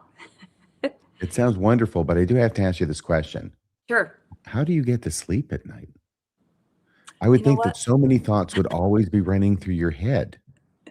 I'm going to be real honest right now. Listen, number one, about 8 years ago, I got a weighted blanket. I had not slept through the night, I don't know, since being a child until I got that weighted blanket. And it wasn't because my newborns didn't sleep, because my kids, my oldest at 3 days old slept 8 hours. Okay. I was not a typical sleep deprived mom. I just didn't sleep because my mind was always going right, but I got a weighted blanket. That helped a ton. The second thing is that I hit early menopause. And when they gave me the therapy, the hormone replacement therapy for that, it made it so I could sleep at night even better. So those two things, the weighted blanket, huge for me. Some people don't like them, but that's been a huge one. And then the estrogen. Well, I have trouble getting to sleep at night myself, so I may try those. Yeah, I don't know how the estrogen will work for you, but definitely try the weighted blanket. The other thing too is that I work out every morning. So by the time I go to bed at night, I'm tired. So on top of all this, you work out every morning. I do. And that's 7 days a week. I don't still run every day because menopause does stuff to the joints. Okay. Every I other have a day? way to, well, yeah, for being honest, but not every day. It was starting to hurt my hips. Okay. I'm Yes. 45 now. Okay. Believe me, I'm in awe. Bill, do you have any questions that you want to ask generally Unquotable before we bring in people from outside? We got another guy who's in line to ask you a question. He's actually in your home state. Ooh, He's only about 1,000 miles away. yeah. Everybody's faith journey is this exhilarating ride of ups and downs. And I'm just curious, the things that generally I would ask somebody is what issue maybe was the most abrasive to you? What moments, if anything strikes your mind, again, you're sharing moments of disconnection with Ward family, with family members themselves. You're talking about your own path of stepping away from it and what that looked like. I guess I'm just interested in the roller coaster that is. What are some of the moments that stand out that something really was abrasive to you, or you really got hurt by the fact that somebody didn't show up making space for you to shift or change? So when we lived in Petersburg and I was the Relief Society president, and I had been going to therapy for, I don't know, 6 or 8 months he was a Mormon therapist, but he was very good. The one that told me I could shop on Sundays. And I was talking to him a lot about, so I was the Relief Society president through the pregnancy of my 5th and 6th child. And it was a lot. And I was talking to my therapist about that, and he wouldn't tell me what to do, but he'd say, well, what do you want to do? And I said, I really need to be released from my calling.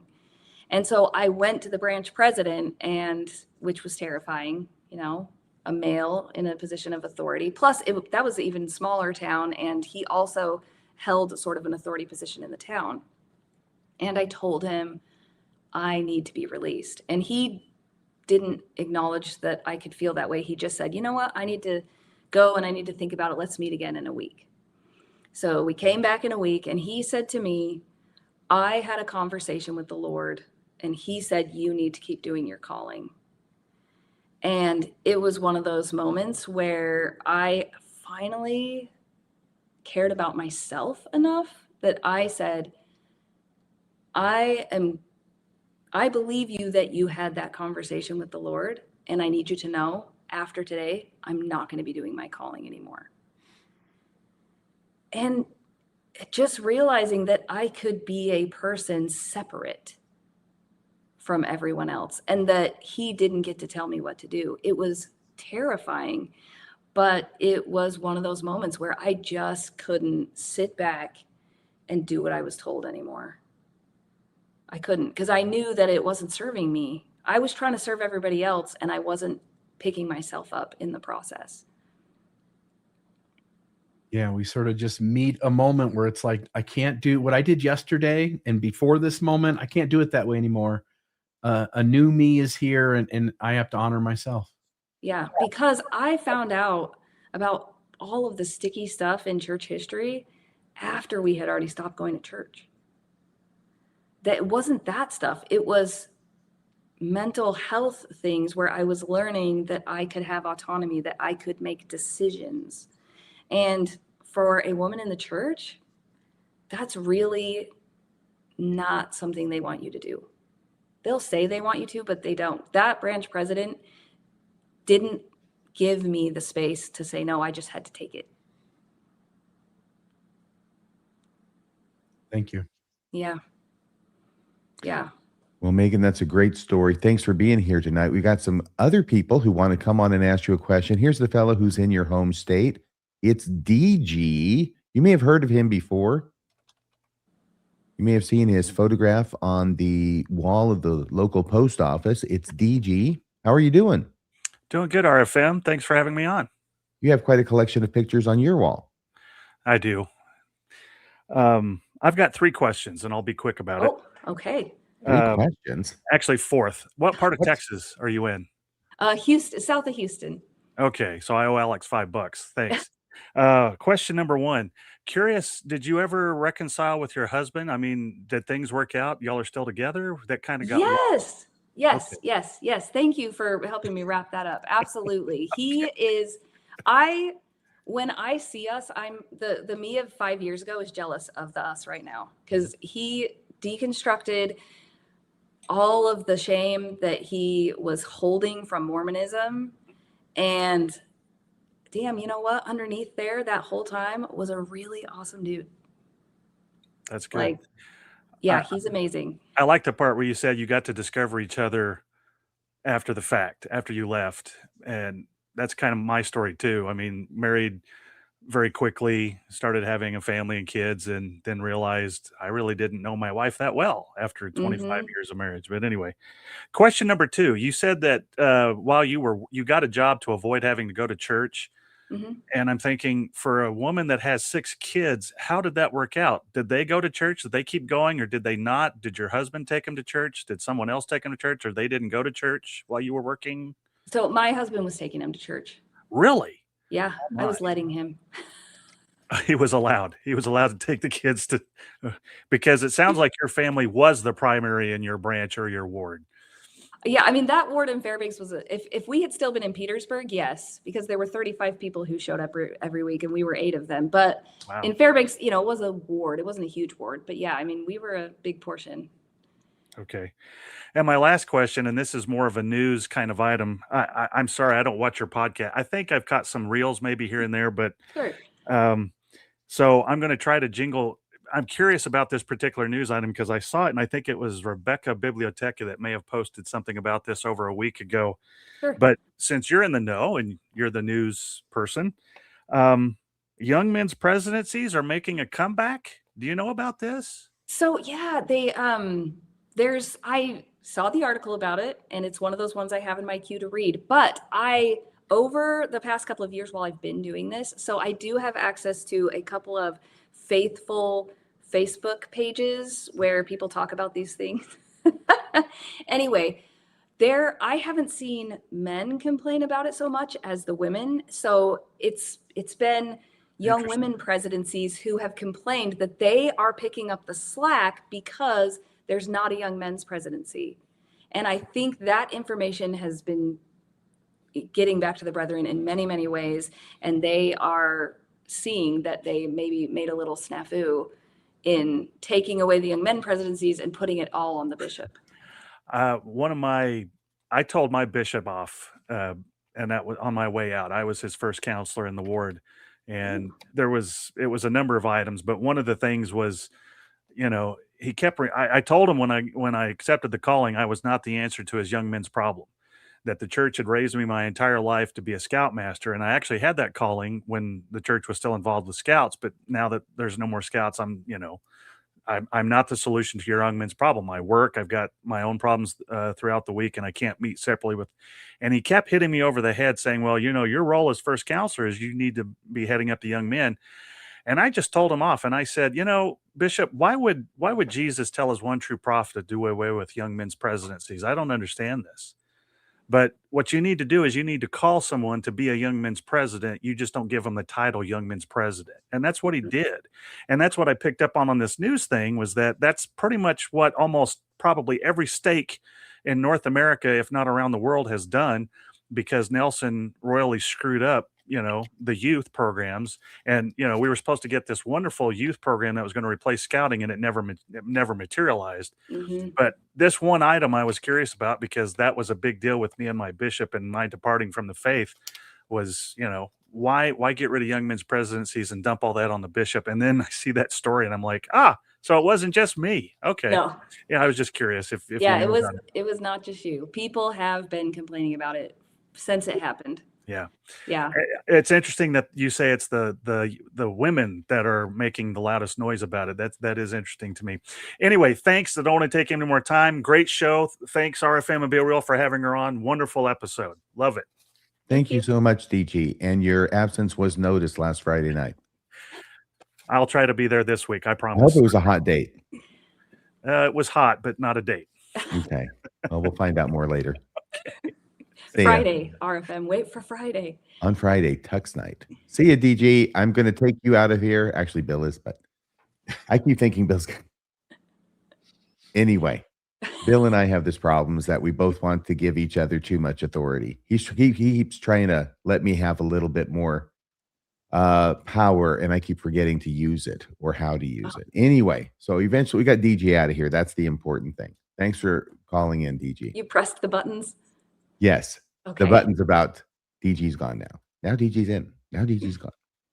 Hey, Bill, is there anybody else who's called in? I haven't seen anybody else down below. A lot of people just love you to death and lots of positive comments. Mm. You know, you covering things on the daily basis. Is there a day that you created content where something happened and you found yourself way more dysregulated or activated, triggered would be maybe another word, over Like- what it was that was in the news or what it was you were writing a script for and doing a video on? You know, I tend to stay, I have been deconstructing long enough that I don't get tied up too much. There have been times when I am reading, I'm trying to think, because there was one story where I was pausing so that I wouldn't cry while I was reporting. Mm. I As can't you're think- reading. Yeah, yes, as I'm reading an article. And I, of course, read everything in advance, so it's not a surprise that I'm Right. going to read this article. I'm the one who wrote everything down. But more often than not, the dysregulation would come out in ways that I wouldn't want to be disrespectful to people who I'm talking about, right? Like, because I still get angry about things that the church does, but I don't want to process that anger on my show in that way. I want to do it with logic because that's what's going to hold. You know, like I've learned that the anger that I have is the part of me. It's part of me that loves me because it's the part of me that tells me something is wrong. So my anger loves me, but it's not the part that's going to continue to carry me through. It's okay if it comes and I process it and move through it, but I need to find a way to continue on in those thoughts where I can get to the other side. So sometimes, and it's why I would do a first read through. I don't know that I would do a live show because if I was breaking down a video by someone who is, you know, an apologist who I didn't care for or something, I would probably say something terrible about them. But I don't want to ad hominem people, right? I mean, I understand that that's just really not helpful. Do I think It's those a lot of things? fun, though. It can be so much I fun. know. It's just- therapeutic, actually. Absolutely. And when I come online, I want to present the part of it that is, there are occasions when I will put something out there that is a little more coarse, but for the most part, I try to stick with the parts that help me process through it so that other people can process with me, because it's not just reading a news story and saying, think what you want to think about it. I try to put myself back in my Mormon brain and say, when I heard this, when I was Mormon, I would have thought it was the bee's knees, right? I would have been like, thank you, Uchtdorf. Thank you, Oaks. You really laid down the law. And so now when I hear it, that's what my brain will default to a lot of times. The first thing is the Mormon brain. And so I have to stop and say, what are they actually saying? Why is this harmful? Even though they're standing there, this grandpa type man is standing there and saying these things. And on the surface, because I was raised Mormon, they sound so wonderful. Why aren't they? So let's pause for a minute and let's talk about this. Let's talk about how they're using manipulation, or how this is really benevolent patriarchy, or how they're controlling people, whether they're attempting to or not, through this language, through the way they're controlling this news story or whatever it may be. I think But that's yes, one of your. to answer Bill's question, there are definitely times when I get dysregulated. Sometimes I get overwhelmed with sadness, but a lot of times I just want to say, you mother, can you just leave them alone? Can you just report the abuse? I do want to say those things sometimes. Yeah. When you talk about figuring out how you would have looked at what was said as a Mormon and then drilling down deeper and what does it really mean? that description by you really does describe what I think is, like I said, one of your strong suits. And I see it over and over again. And that is one of the most fruitful areas where you give me thoughts that I hadn't thought before. Hmm. And that I love that, because there are thoughts I probably didn't have until the moment I was writing it either. Because I'll read 2 or 3 sentences and then I'll pause and write down what I was thinking, and go over a Brené Brown book if I need to deconstruct a little bit and pull it apart a little bit more. I have a whole stack of, Brené Brown books, and Luna Lindsay Corben's book is right here on my desk at all times, and really pulling things apart. And to get back into my Mormon brain, RFM and I were talking about this before the show. I, in the past couple months, listened to 300 plus episodes of a faithful Mormon podcast. It's very small. It's called Words of the Prophets podcast. And it's 2, 3, sometimes 4 very, very faithful Mormons talking about conference talks, because it is helpful for me to hear them talk about it. So then that way, when I hear apologists who are some of the more well-known ones saying, you always should have known this thing about the church, I can say, you know what? The faithful, run-of-the-mill, average Mormons still don't know this stuff and still aren't talking about it.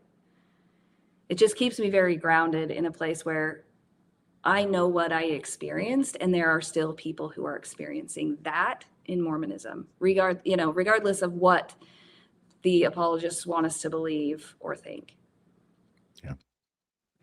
Well, we had Jay Castro down here below, but he since abandoned us, Oh. or maybe his Wi-Fi failed. There's a problem wherever he is. Oh no, I recognize that name. Yeah, he Yes. comments on my show regularly. Sometimes they have a problem with the Wi-Fi in San Quentin.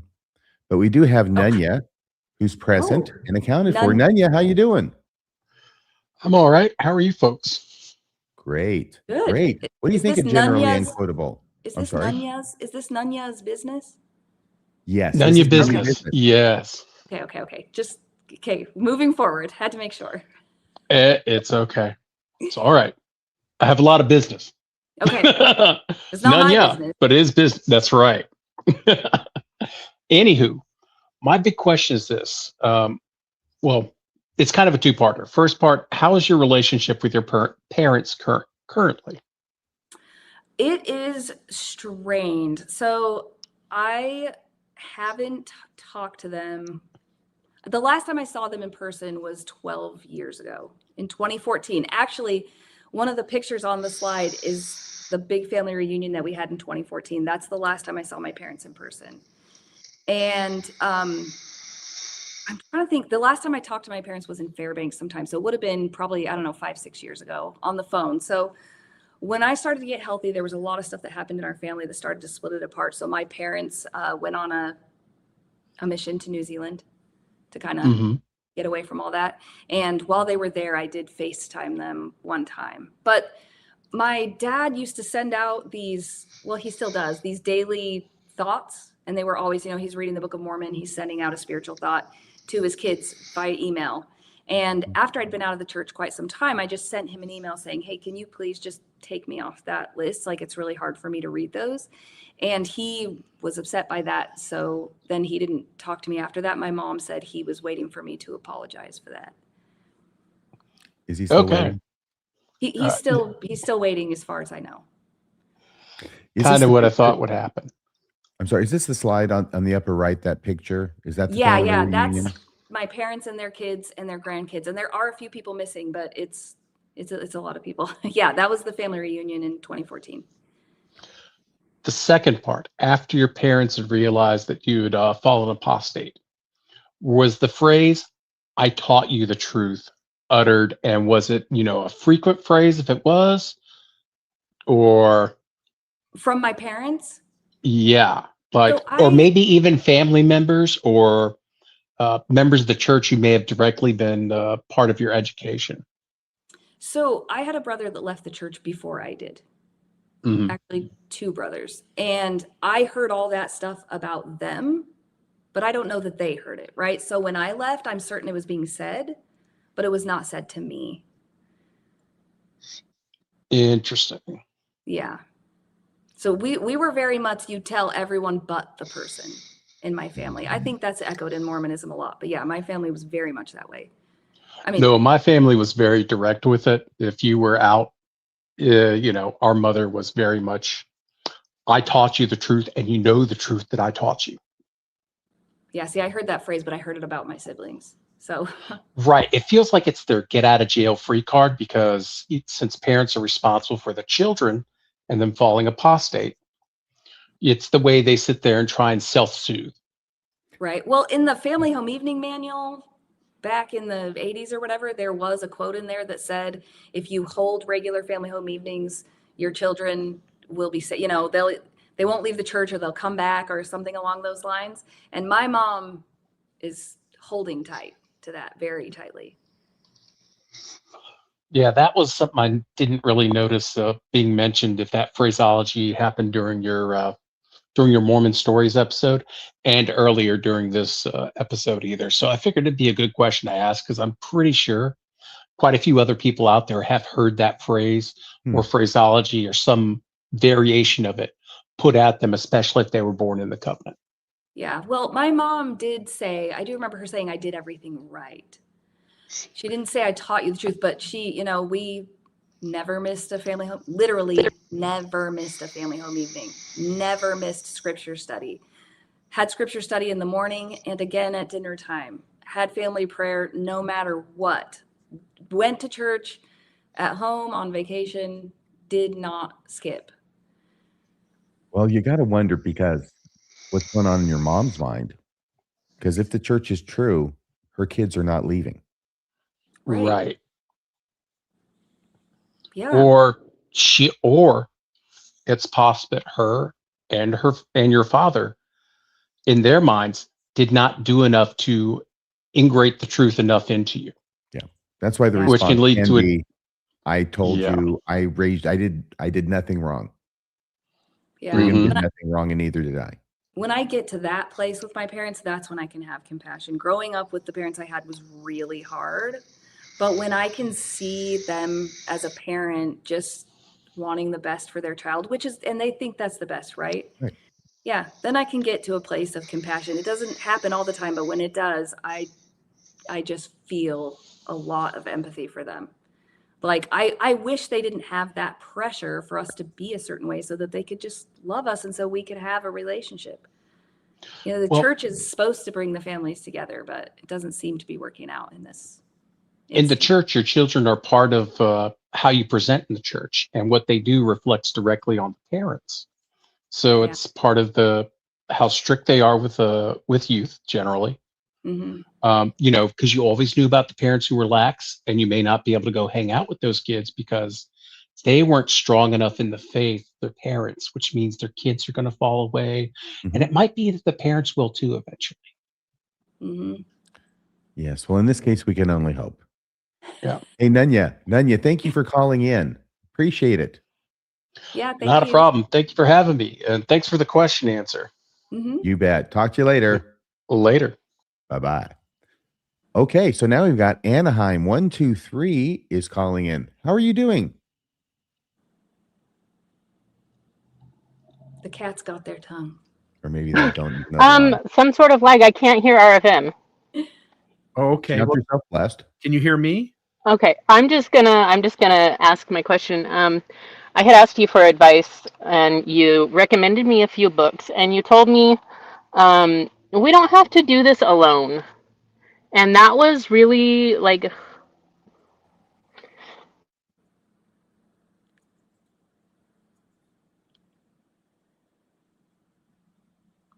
Oh, I think maybe we lost them, We don't hear you anymore. but I know what they're referring to. Yeah. Yeah, they sent me a message asking for some book recommendations. Oh, I'm gonna put her back down below. It's the only thing I would know to do. I thought she okay. was pausing because her emotions got the best of her. I know, me too. That's And what then it I was seemed waiting like. because And it ended up just being technological. the conversation I had with them was wonderful, but I don't want to say anything they don't want to say. Yeah. I'm gonna try one more time. Are you there? ANHE 123. Okay. Yeah. didn't work. I didn't remove them. They somehow disappeared because I think they got disconnected. So Aw. someone had reached out to you, a listener to your show had reached out to you for some book Yeah. recommendations Yeah, they sent about, me a Facebook message asking about how to talk to their children about their bodies. Because in Mormonism, when I started my period, I didn't know I was going to do that. My mom didn't tell me. So I thought I had cancer. So it was terrifying. Anyway, so as a parent, even when I was Mormon, I was like, I am going to be open with my kids about their bodies. I'm going to use proper names for body parts. And then when I really started deconstructing, I found a lot of books to help me talk to them because my parents had never modeled how to talk about anything, not even putting deodorant on or wearing a bra. Like the simplest things were not conversations we had. And so I was so awkward about it.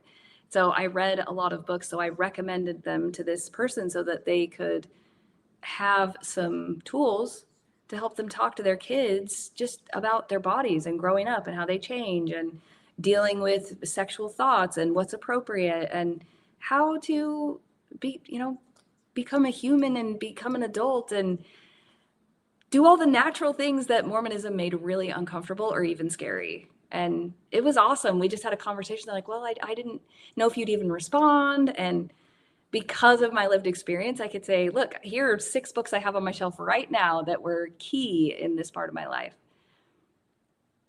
So yeah, and I think my kids would now say I'm probably too open about it. They're like, Mom, nobody needs to know that. okay, thank you so much for that answer. I'm noticing that Jay Moon has rejoined us, so I want to grab him before he evaporates Hey, again. yeah. Jay, how you doing? Hey, pretty good. How are you guys? Hey. Hey, awesome to see you, Megan. Yes, nice to see you. I usually just see your words. Yeah, I just wanted to say, like, your channel is really, really amazing. It's every day. It's never disappointing. It's always something that's pretty inspirational. I think like it's a great way for people to deconstruct. Well, For sure. Thank you. Yeah, you're always there and you have kind words for me. And I might project this aura of confidence, but I can get after myself with the best of them. So it's always nice to hear something positive and uplifting with all the, time that I put in and how I overthink things. So I really appreciate it. And RFM, you already know how I feel about you. I'm your favorite superhero. Yeah, there you go. Yes. You too, though. All right, guys, just want to stop in and say hey. Keep up the good work. Love you. Thank you so much, Absolutely. Jay. It's always good to see you. Yeah, you too. Talk to you later. Well, I think that is it for tonight. Generally Wow. Unquotable, I haven't used your name once, except people are using it now in the live chat, and it's getting put up on the screen. Oh, that's okay. I Hi, have said generally Megan. Unquotable all night long religiously, even though before the show started, I got your clearance on it was okay to use your name, Yeah. your real name, but I haven't done it. And then somebody okay. goes and throws it up there. It's 2 G's. The last comment had it right. The second G Yes. is silent, right? Yes. And yeah, the question I get is why the 2 G's? And I actually asked my mom that one time and she said that's how we thought it was spelled. So I just tell people the second G is silent because then people want to say Megan or I don't know. They don't know what to do. It gets Right. confusing. Yeah. Right. Megan. We thought it had 2 G's. Well, now it does. It does. It does. So I'm Megan with 2 G's and my husband is Don with 2 N's. He has 2 N's? Yeah. The match made in Okay. heaven. It's like Saturday's Warrior now. We got to sing It the is. song and come together and everything. That's wonderful. Did anybody ever call you Meg Gun? No, that's a 2 words? first. Like Meg Gun? It sounds No. the same anyway, so it's not really worth it. Because if you say it fast, then no, but I've been called Megan. Yeah. Yeah. Or they just say, how do you pronounce your name? Because they don't want to mess it up. Yeah, there's some parents who give their kids names. Oh, I know, believe me. My mom was one of them. But the whole thing is this, is if you want to go through life with a name that's unusual, that's great. But just remember, you're consigning your kid to actually having to spell their name out to every person they meet. Yeah.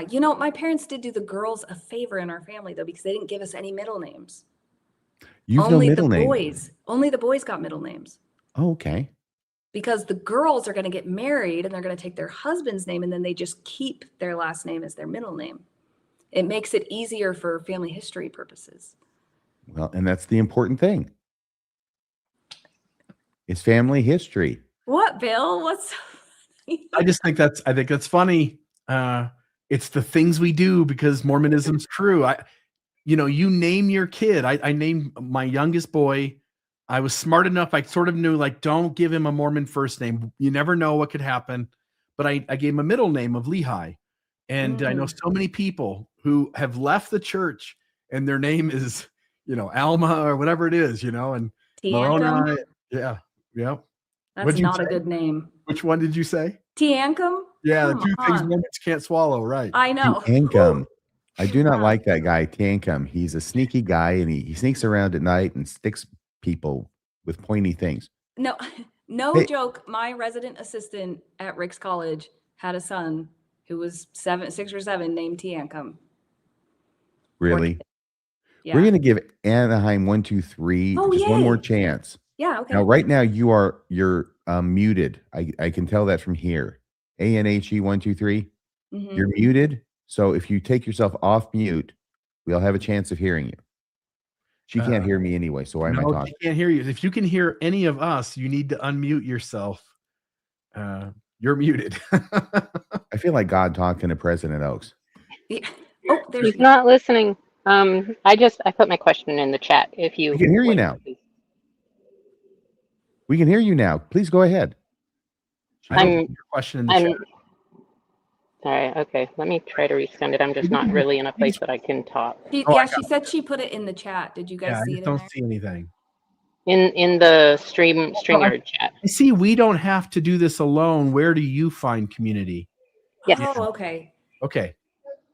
Yes. Thank Okay. I did tell her that. I said we don't have to do this alone. And that's a good question because when I was doing the majority of all of my deconstruction was outside of Utah, right? Because when we lived in Utah, I wasn't deconstructing.